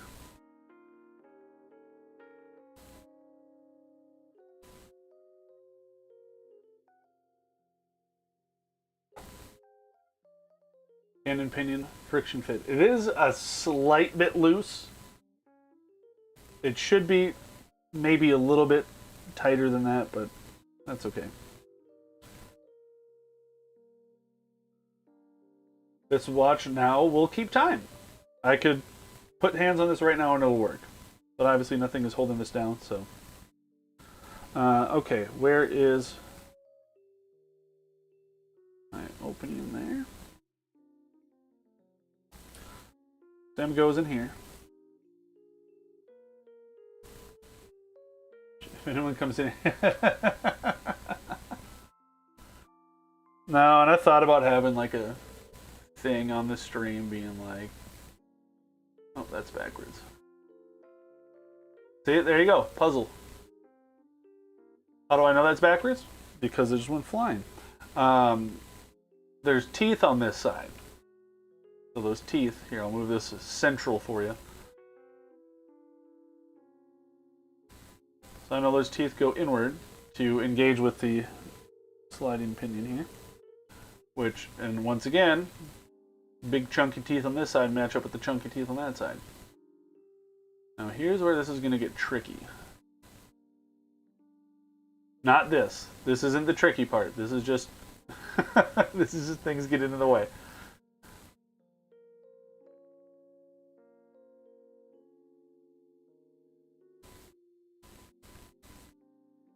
Actually, no, this won't be tricky at all. So I'm just going to get this.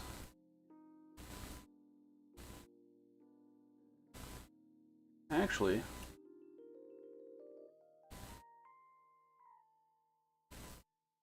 so right here there's a strip that you can see coming across that has to fit that. And then with some effort, okay, I'm gonna make this work. Obviously, what I should do is install this first before I put all the yoke in and stuff, but no, I want to do it the difficult way.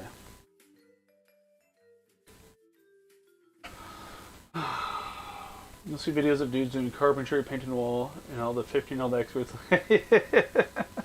I will say, probably some of those TikTok videos that you've seen, they have been discussed between me and my buddy. I will tell you that right now. I'm going to push that one down.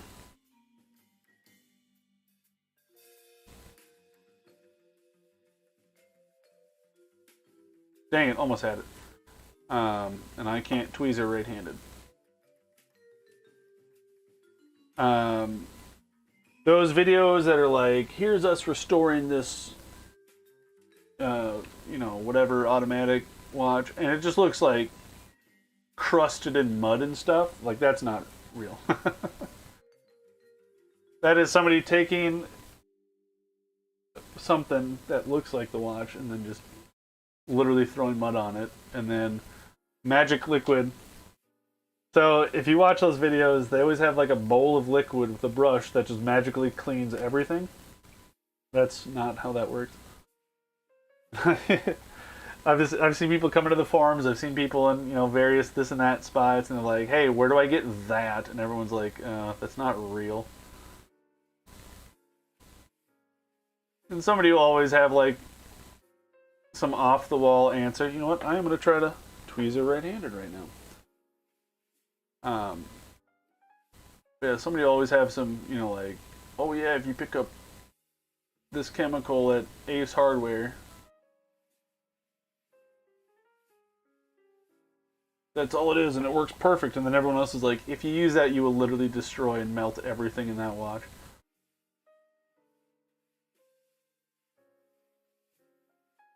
There we go. See how easy that was? That was the easiest thing ever. So I'm gonna pull this crown out.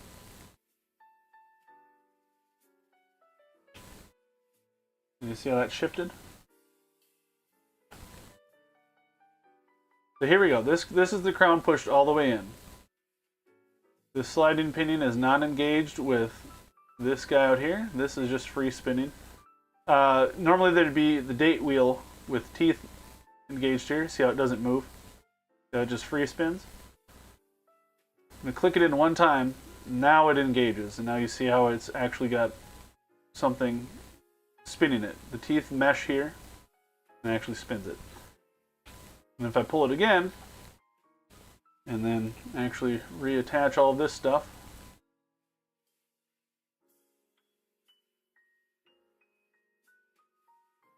that's how you set your time.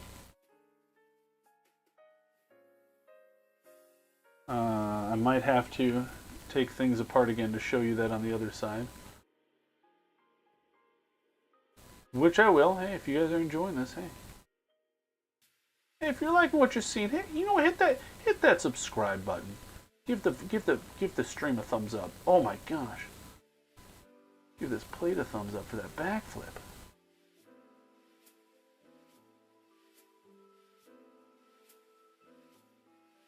I like tapping the parts. I don't know why. Tapping makes me feel like it's secure somehow. And once again, puzzle pieces. There's this big hole right here. This is the balance jewel, and you want access to that. And I know that brass post there. Here's a hole here. Here's another brass post right there. So you line up those two brass posts. Look at that. And then you mess it all up. Yeah, I'm really bad at stuff like that. Subscribe and comment and whatever and this and that.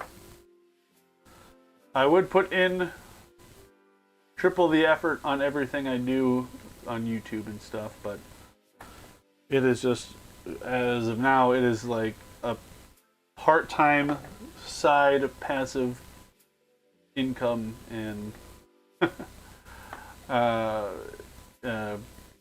hobby right now. I'm not making much money on YouTube or anything. Obviously, if it was a more source of income, hey.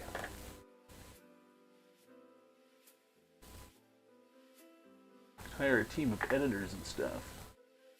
Yeah, there's literally no point to this one little screw other than Seiko saying, hey, because it's not a Phillips screw or a cross screw or whatever. There's different screws. It's like a very specific... We put this screw in here, so you'd have to buy our screwdriver to take it out. Or you can just take a flathead and use that. Or take a Phillips screwdriver and shape it better to fit that screw. It's like a security feature that's not really a security feature.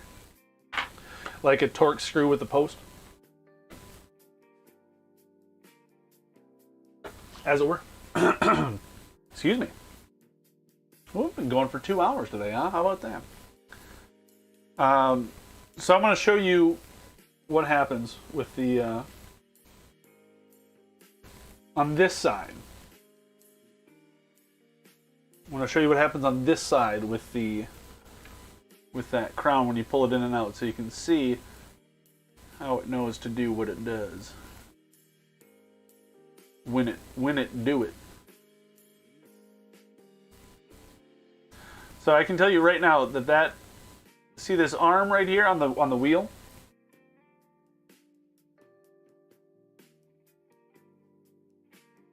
That arm right there? In this case, this is not true of every balance wheel, but I know that this is set up where the roller table has the jewel perpendicular. So that should make a right angle, roughly. Should. In theory. So again, you can also use that when you're trying to... And it could also be off a little bit because the pallet is pushing it, you know, just a little bit left or right or whatever. But in theory, if that pallet fork was out of the way, and I did that, if I literally just turn that would sit there and spin for like 10-15 seconds, if not longer. Again, because the reduction of friction and stuff. And then it would come to rest, pointing at what it's supposed to point at.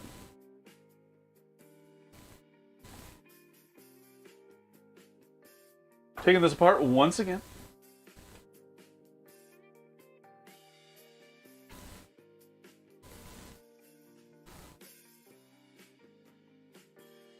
Yeah, this is all stuff that I like to do, so putting it all together, streaming it. I mean, I could do videos, but I like this stream format for stuff like this. One, I don't have to edit anything. That's why streaming has such an appeal for me. I don't mind editing, but I also am not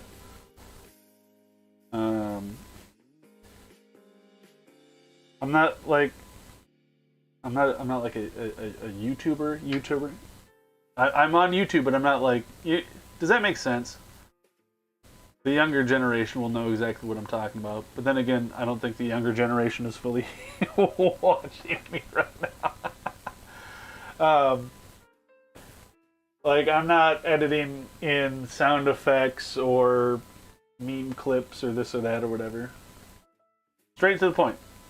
Okay, so setting lever here. First off, if I push this little right here,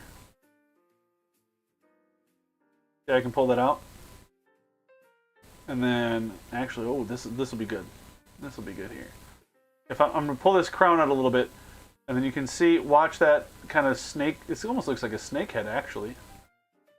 Did you see it just kind of drop into place there? That is now in place. And then if I pull it out, this hinges here, and then this dot, this little knob, 1, 2, 3. So there's 3 positions here. So I'm going to pull this crown. And did you see how that just shifted to the middle one here? And then underneath here, there's this pointed piece that's connected to this arm right here.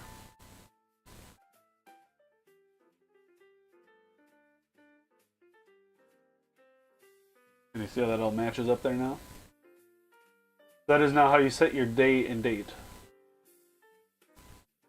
There's so much more authenticity in live format, but it's harder to stick with the longer time for sure. Courtney, welcome in. Doing great. How are you doing? So I'm going to pull that out again, and then watch this push this over, which also pushes this. Then all centered, so this can all...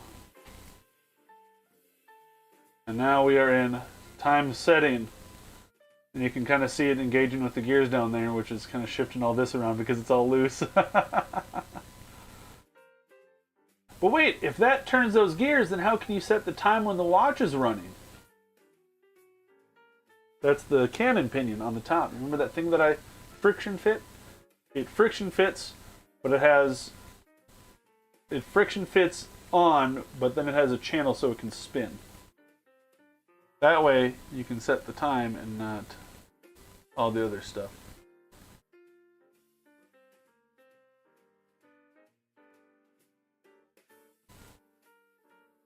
And if you click back out, there you go. Date setting, time setting, do nothing setting. Just get home from work. Oh my gosh. Oh my gosh. Heck yeah. It has been a Sunday for sure. It's 3. It is 3. Oh, yes, it's 1 p.m. 1 p.m. You must have been at the Java shop, huh? Again, I want to make sure that's moving before I tighten any screws on. It'd be great if I broke a pivot at this point, or a jewel.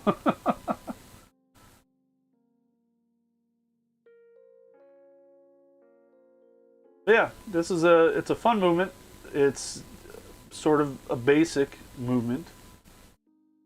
But holy smokes, does it do what it's supposed to?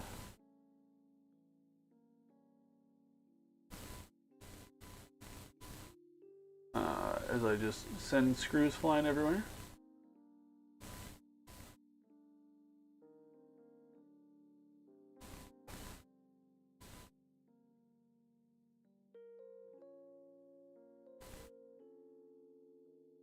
Okay.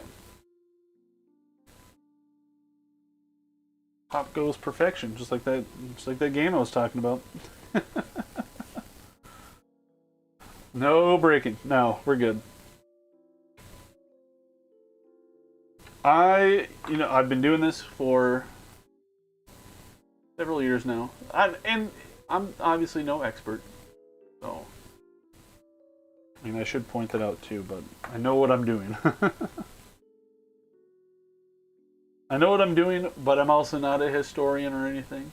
I don't know every detail about who invented this movement, when they invented it, the different iterations of it, stuff like that. That's not me. That's cool, but I'm not there yet.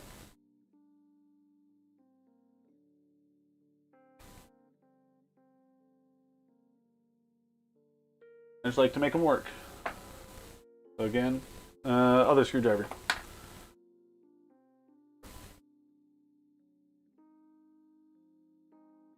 And you can see it just takes off. I'm actually still pretty impressed with the time grapher reading there. Again, you can click this out, and as you can see, it's not moving any of the wheels or impeding function down here. Why is it slipping though?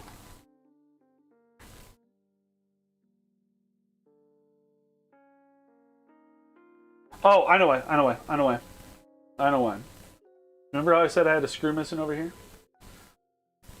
You should consider editing together a series to teach people how to do this. Sounds like a lot of work, but could absolutely do it. Even if you don't consider yourself an expert. So that's what I did for the G-Shock videos, and if you go back on the channel and go find the G-Shock videos, you will see they all have tons of views. And again, as of right now, this is just me doing this to do this. This isn't job status yet.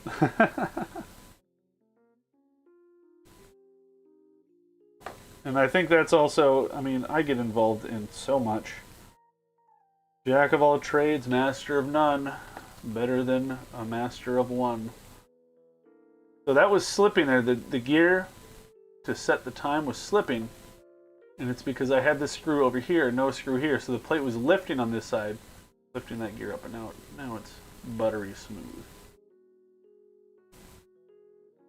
But again, that spins without... It's sliding on the center wheel, as it were. But yeah, I mean, I used to do G-Shock videos all the time. Not all the time. I've done a number of them, though. Maybe I should do more. Maybe I'll do another stream of those again. I don't know. Bring some folks in. It's one of those things, like, I've got X subscribers now. But like I said, it's such a diverse group that the audience reach isn't fully potential of that number, as it were. If that makes sense.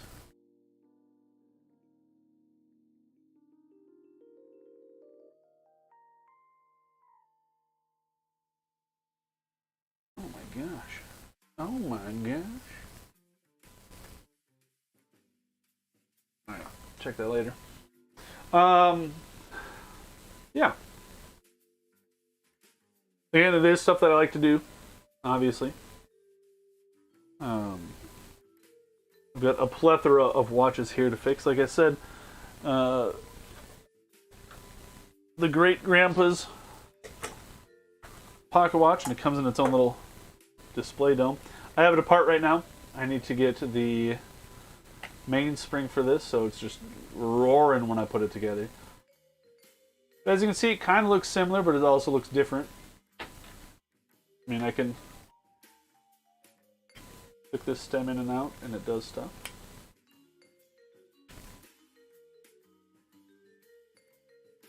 And there's a metal there. Yeah, 1918, so whatever that was.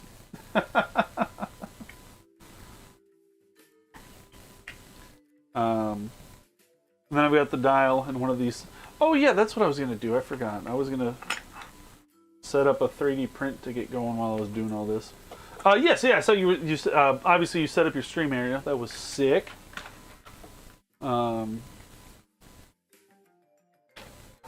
Yes, I recommend an enclosure for your 3D printer, but I think it should be okay. Yeah, here's the other parts. They're just floating around in here. They're flying around in here. Hampton. It's a Hampton. So I just gotta get the mainspring for that. And then I can do the work on that one. 3D printed trays. But they're round, and I like the square ones better, but I gotta find one of those. Yeah, so this movement here that I just did. Obviously, there's like 3 more parts I can put on. Here's another watch right here. This little fun little thing right here, huh?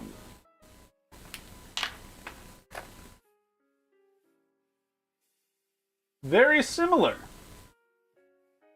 but also different. This is an NH36, as denoted right there. NH36. It's the same movement, but this has hand winding and hacking. So, same movement. If I take this crown, oh right, it's not a screw down crown. This thing's plastic. If I turn the crown, you can see all the stuff moving in there. And if I move that out of the way,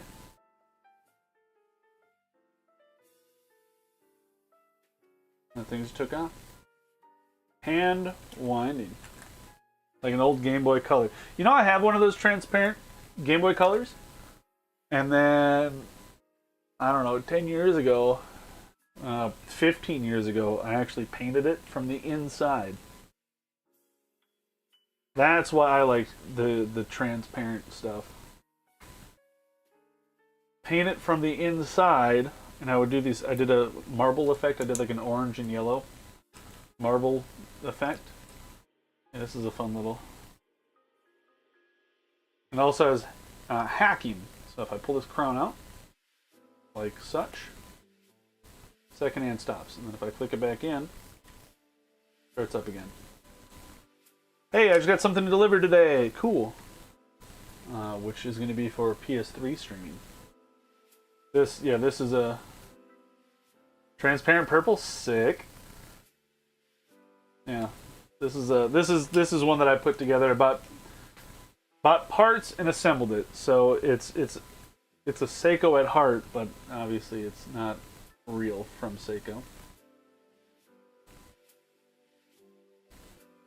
Fun one.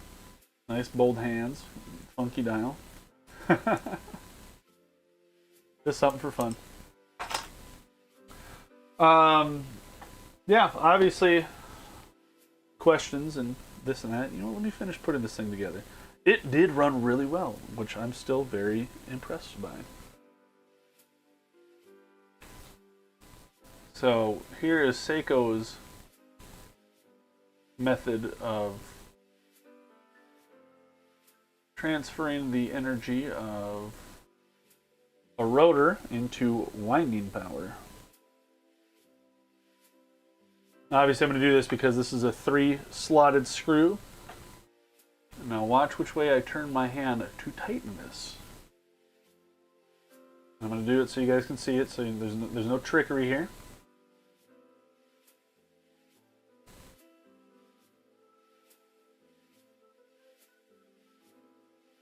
What do you know about righty-tighty, lefty-loosey? It's wrong. Bold is the right word. Gamer grease. Oh, so... we were playing, you know, one of those Jackbox, whatever, and everyone kept saying gamer goo. And I'm like, alright guys, please. So somebody's player paste. That was the one that came up with what just fell. What just fell? Oh! My chair! The back of my chair just broke off. Or the knob came loose. Oh well. So yes. So the back side of the rotor here, there's some teeth on the gear. So I will show you how this works, and you can kind of see it going and chilling. So this is left and right, right? Watch.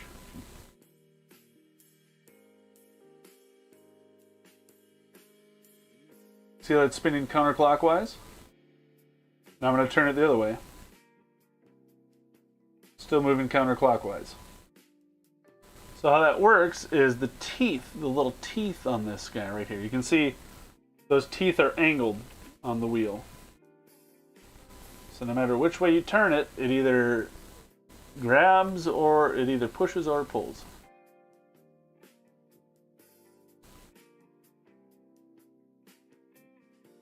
Just a ratcheting system.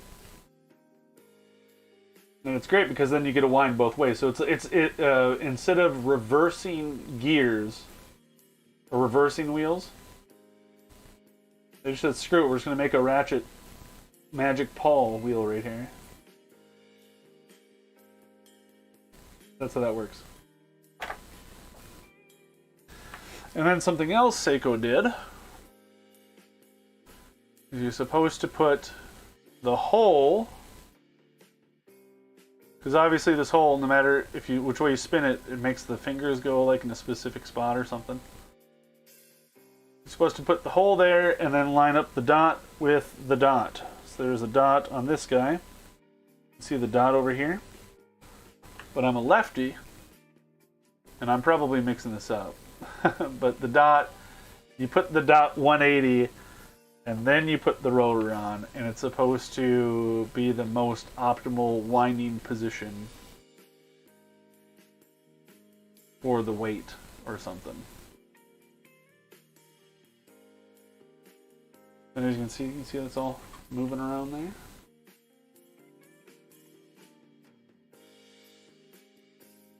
See that all going. You know how people make PCs kind of in a fish tank with a non-conductive liquid? You wonder if you could do. You wonder if you could do that with a watch.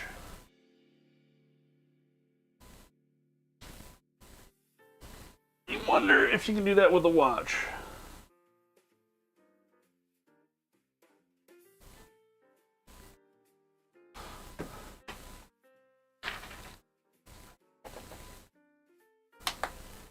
So here is a G-Shock, which I have filled with oil. You can't tell it, but when it's underwater you can see it. Because there is the space between the screen and the bottom of the crystal, the glass, and the face, there's air and that can reflect. But with this, with the oil touching the screen to the crystal, to the glass, whatever you want to say, that makes it one surface. It's all something to do with light, how light bounces and reflects and stuff. If you take a watch underwater and you like flip it to the side, you can't see it because how optics work and stuff. This one you can almost kind of tell. Almost. So people do that for the visibility underwater. Water resistance goes up somehow. Oh, pressure. Because pressure in the water pushes the case, which forces water out. That's how it works. It's not the pressure of the water pushing on the gaskets on the watch. It's the pressure pushing the watch, squeezing air out of it that lets water in. So it increases water resistance in theory. And then on negative display G-Shocks, it makes them easier to read because it just makes it like it's on the surface instead of down here. Again, because of how light bounces. So, yes, oil in those. Oh, but I bet you couldn't do it with an analog watch, could you? You can.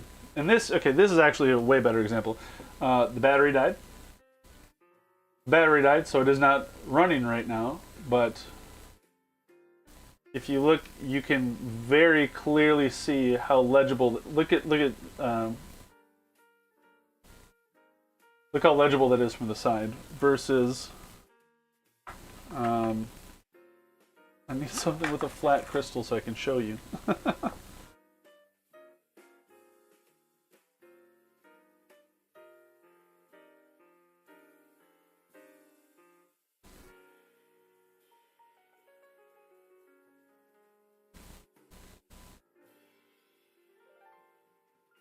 It looks like it's on the surface. Like, I can read this watch from me. I can read this watch from this angle. This watch I cannot. But yeah, so this is filled with oil. And basically you do that with the thinnest oil you can get. But the battery died, and opening it up is going to be a pain.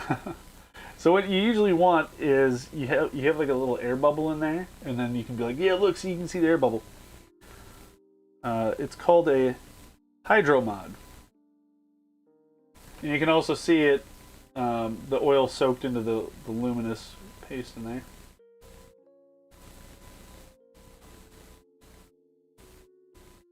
But yeah, the fact that I can legibly read this.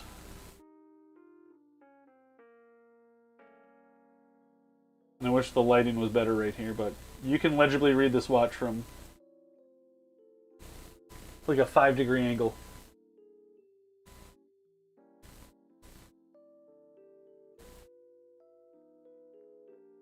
Yeah, magnifies it or whatever optics and bouncing around. But it lets you read it from right there.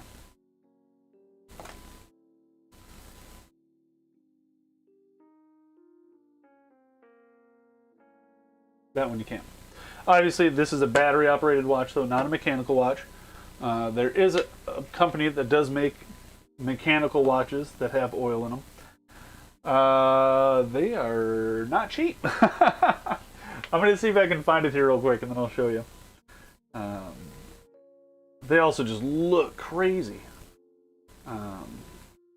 Like the whole design of the watch is very non-standard. Where am I at? Over here? Yeah. So each one of those, they're all separate. But that entire watch is oil filled. Resence. Yeah, and it's like domed. It's this crazy domed top. It's, yeah, they're really cool. But not cheap.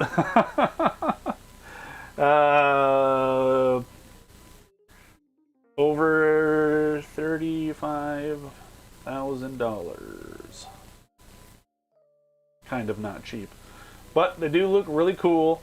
And they function. Actually, how it works is the dial side is filled with oil, and then it is hydro sealed.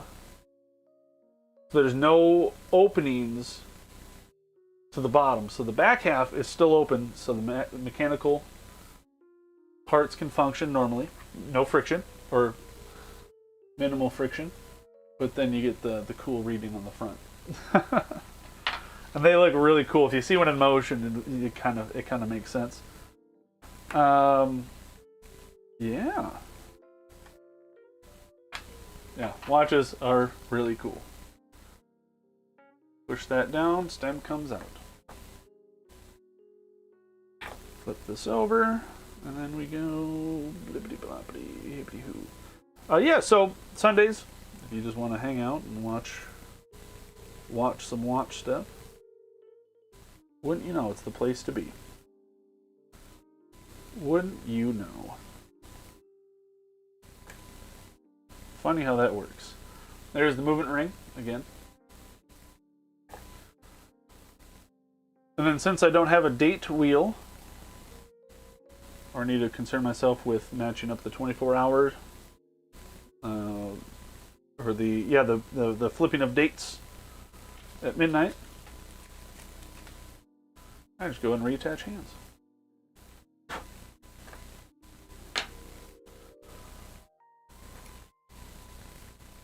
Heck yeah.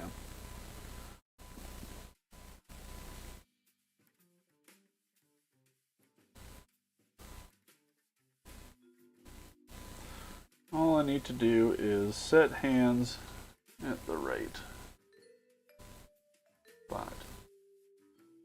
You know, I have a tool for this. I just don't use it. I have a hand press. I have a hand press, and I have hand setting sticks, as it were. Or I just take my tweezers sometimes and just install them.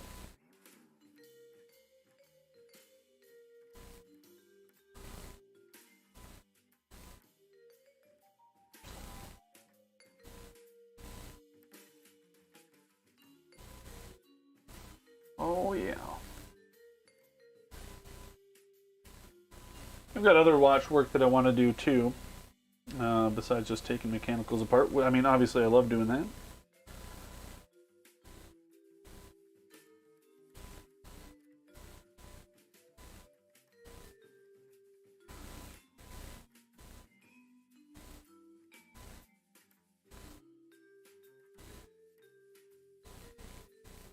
And it hands up a little bit.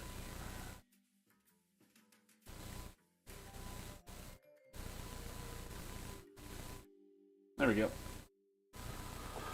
Yeah. All sorts of watch work to do. All the time. Like I said, I want to get a video recorded today. I do want to look at doing memberships. There's the stickers and super chats and super thanks and all that stuff. I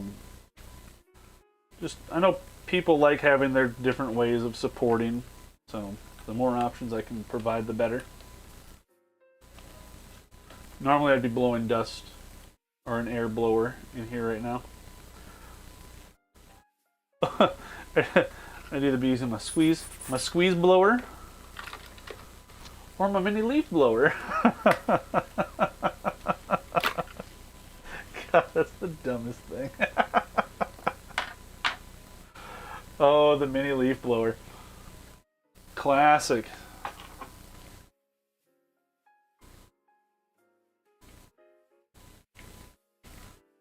Classic, classic, classic. And then you pull the crown out. Where are we at?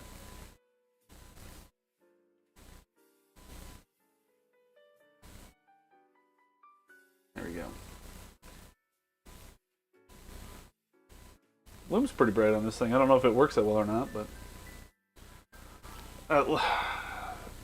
Lume is one of those things where everyone's like, I need the best and brightest Lume I can possibly get it. Imagine it's way too loud for its size.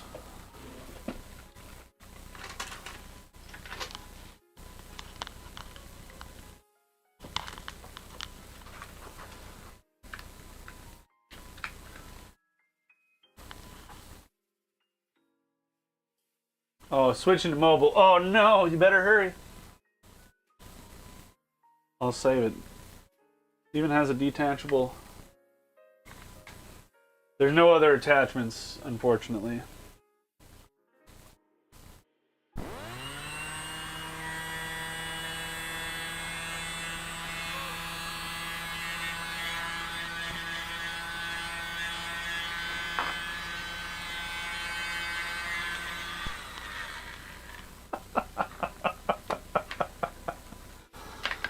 Oh my gosh, I really should just have this, like, I should just have this mounted on the wall and plugged in at all times, so it's like, yep, just really freak people out. Yeah.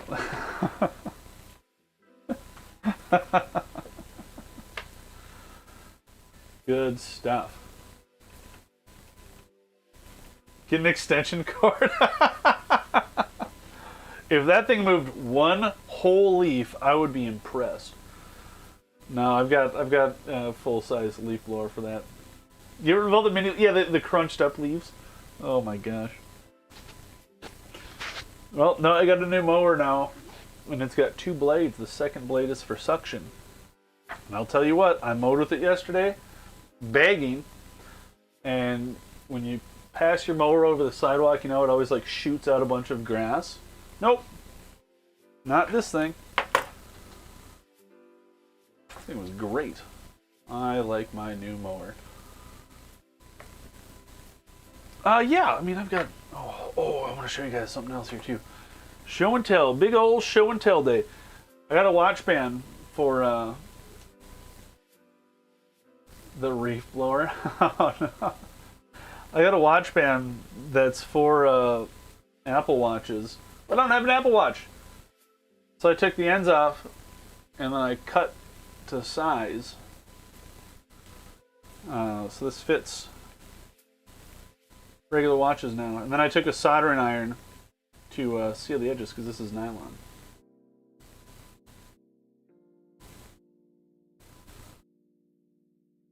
Yeah, that new mower is great. It's an Ego mower. It's in my Discord.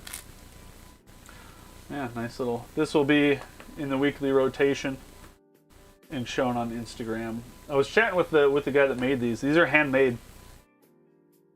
So they're like, if you look on the back here, and this is not a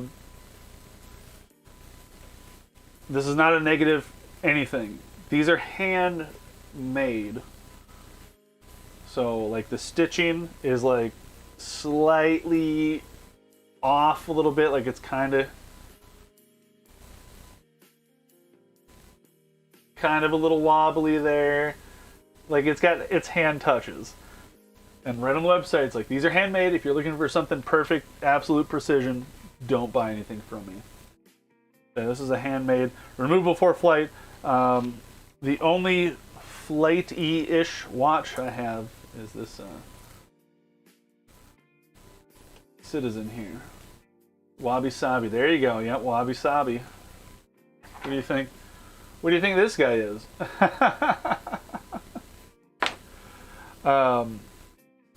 This is my aviator-ish watch. I mean, it even has little airplane things on it.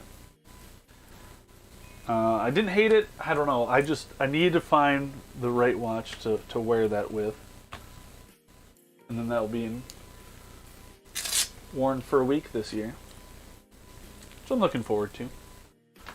Alright, I'm going to do one more bonus thing. I'm pretty much done, if you guys were curious. This was a Grail watch of mine for the longest time, and now I own 3 of them. But that's a quartz one, so yeah, it's kind of actually underwhelming. Now, mechanical GMT watches, I serviced a Rolex GMT Explorer. I think it was that. I don't remember exactly. It had a jump when you went to set the hour wheel, because there's the GMT hand and then the hour hand. And when you went to set the hour hand, you actually jumped that hand around. So it actually clicked hour by hour. That was really cool to see. Yeah, so I have this watch. Have 3 of them. Don't worry about it. I went on a spree of sorts. I found them and I was like, I gotta get it. Got one on leather, I've got one on rubber, and I've got one on metal. So let me get this open here. One of these I bought some idiot, and they did this on purpose, and I know they did. Some idiot, this is actually the watch. Some idiot drilled a hole right in the back here. So when I unscrewed this watch for the first time,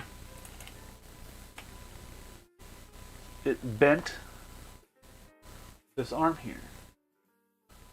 They didn't want this watch to be open. And I was so mad when I saw that. Because like I'm unscrewing and I'm just hearing like, and I'm like, that's not right. What I'm looking for real quick, I don't want to spend too much time on this right now. I'm looking for a potentiometer.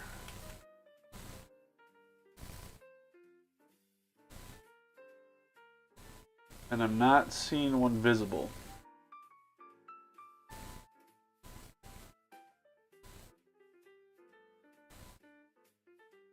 Dang it. Okay, so this watch,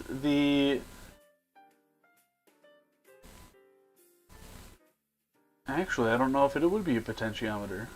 Huh. Well, what I might do then is I might just swap out this whole module. The analog hands on this watch, you can see that's about 130-ish, roughly there. I gotta put the pushers back in. Hold on.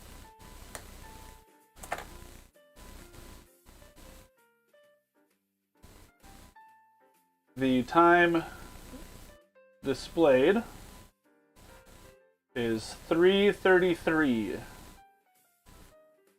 And this says 128, 127. So this thing is off over 2 hours. I haven't touched this watch in a year. I've probably reset the hands. The hands don't keep the same time as the digital display. The digital display is pretty close to right. It is 3:29 right now, so it's a couple minutes fast. So if I could find a potentiometer in there, I could adjust the digital time, but the analog hands aren't keeping the same time.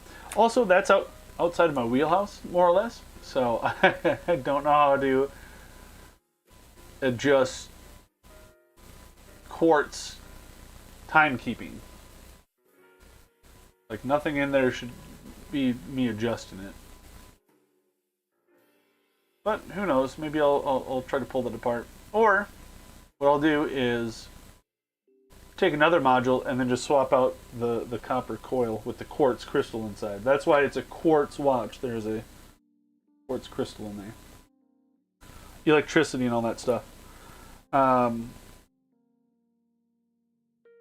don't think that's a full stream, but maybe if I did like a odd job stream or something, I could do this on there. But like I said, maybe I'll just get a donor movement from another watch and put it in this one because I really like the white dial on it.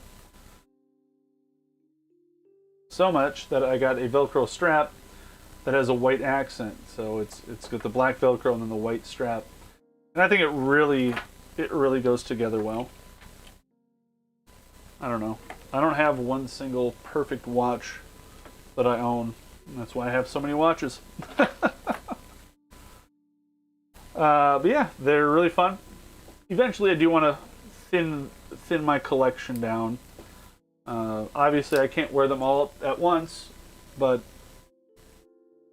rotation on the scale of what I own is not really feasible either. So I do need to thin the collection down, but this is, I like this. Yeah,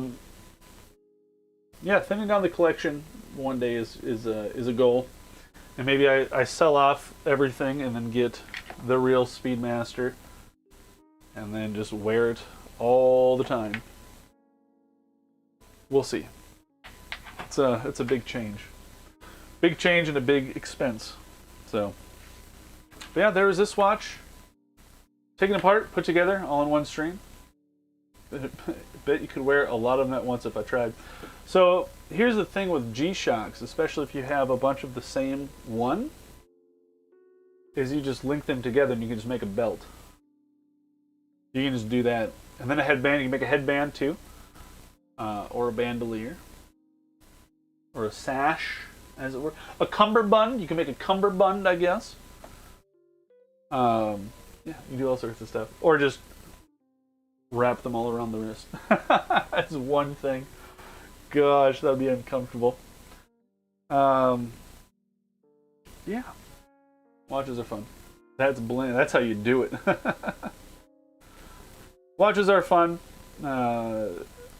This is now officially the end of the stream.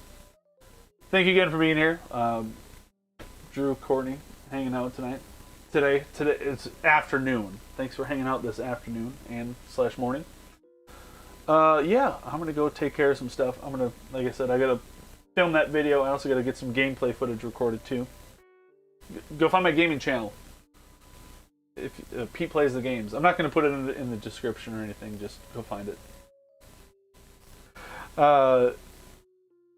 Every stream with the watches is a chance to learn something for me, and hopefully you did too. I'm still workshopping that, but that's kind of the emotion I want to get across, or the message. If I can teach somebody something while I'm streaming doing this stuff, that's a win for me, I guess. So yeah, hopefully you did learn something. Come back again. Have some questions. Bring show me pictures of a watch that you own that you want me to fix, and we'll see if we can do something. I already know somebody has Final Fantasy 14 Citizen watch that they need sized. They don't live here, but they want to send it to me because they trust me over whatever jewelry shops where they live. So I think that's going to be a video, because I'm going to have them measure their wrist with like a piece of string or something, and then how to size a watch when you don't have the person there, and also just literally how to take the links out. So interesting, like you said, in a how it's made kind of way. No, I totally get that. Yeah, I mean, there's a few of these, so if you want to watch me work on other watches, I'm starting a playlist now, so all these Sunday watch streams are going to be in one place if people just want to browse what's there. Like I said, hopefully every week. I can't promise that or guarantee it right now, with everything else going on in life. Like today, I was driving out of town, which is a new experience for me. I don't do a lot of out of town driving. But yeah. Again, thanks for watching. Enjoy the rest of your Sunday, or whenever you're watching this. I'll go pause this music now. Oh my gosh! And it was literally 1 minute from the end. Wow. Sweet. But that's it. Thanks for watching. I'll see you next time. Subscribe to the channel, comment, thumbs up, whatever you're doing there. Go find me on Discord or Twitter or whatever. Those should be linked somewhere on the page here. I don't know exactly. But that's it. Thanks for watching. I'll see you guys next time. Have a good one.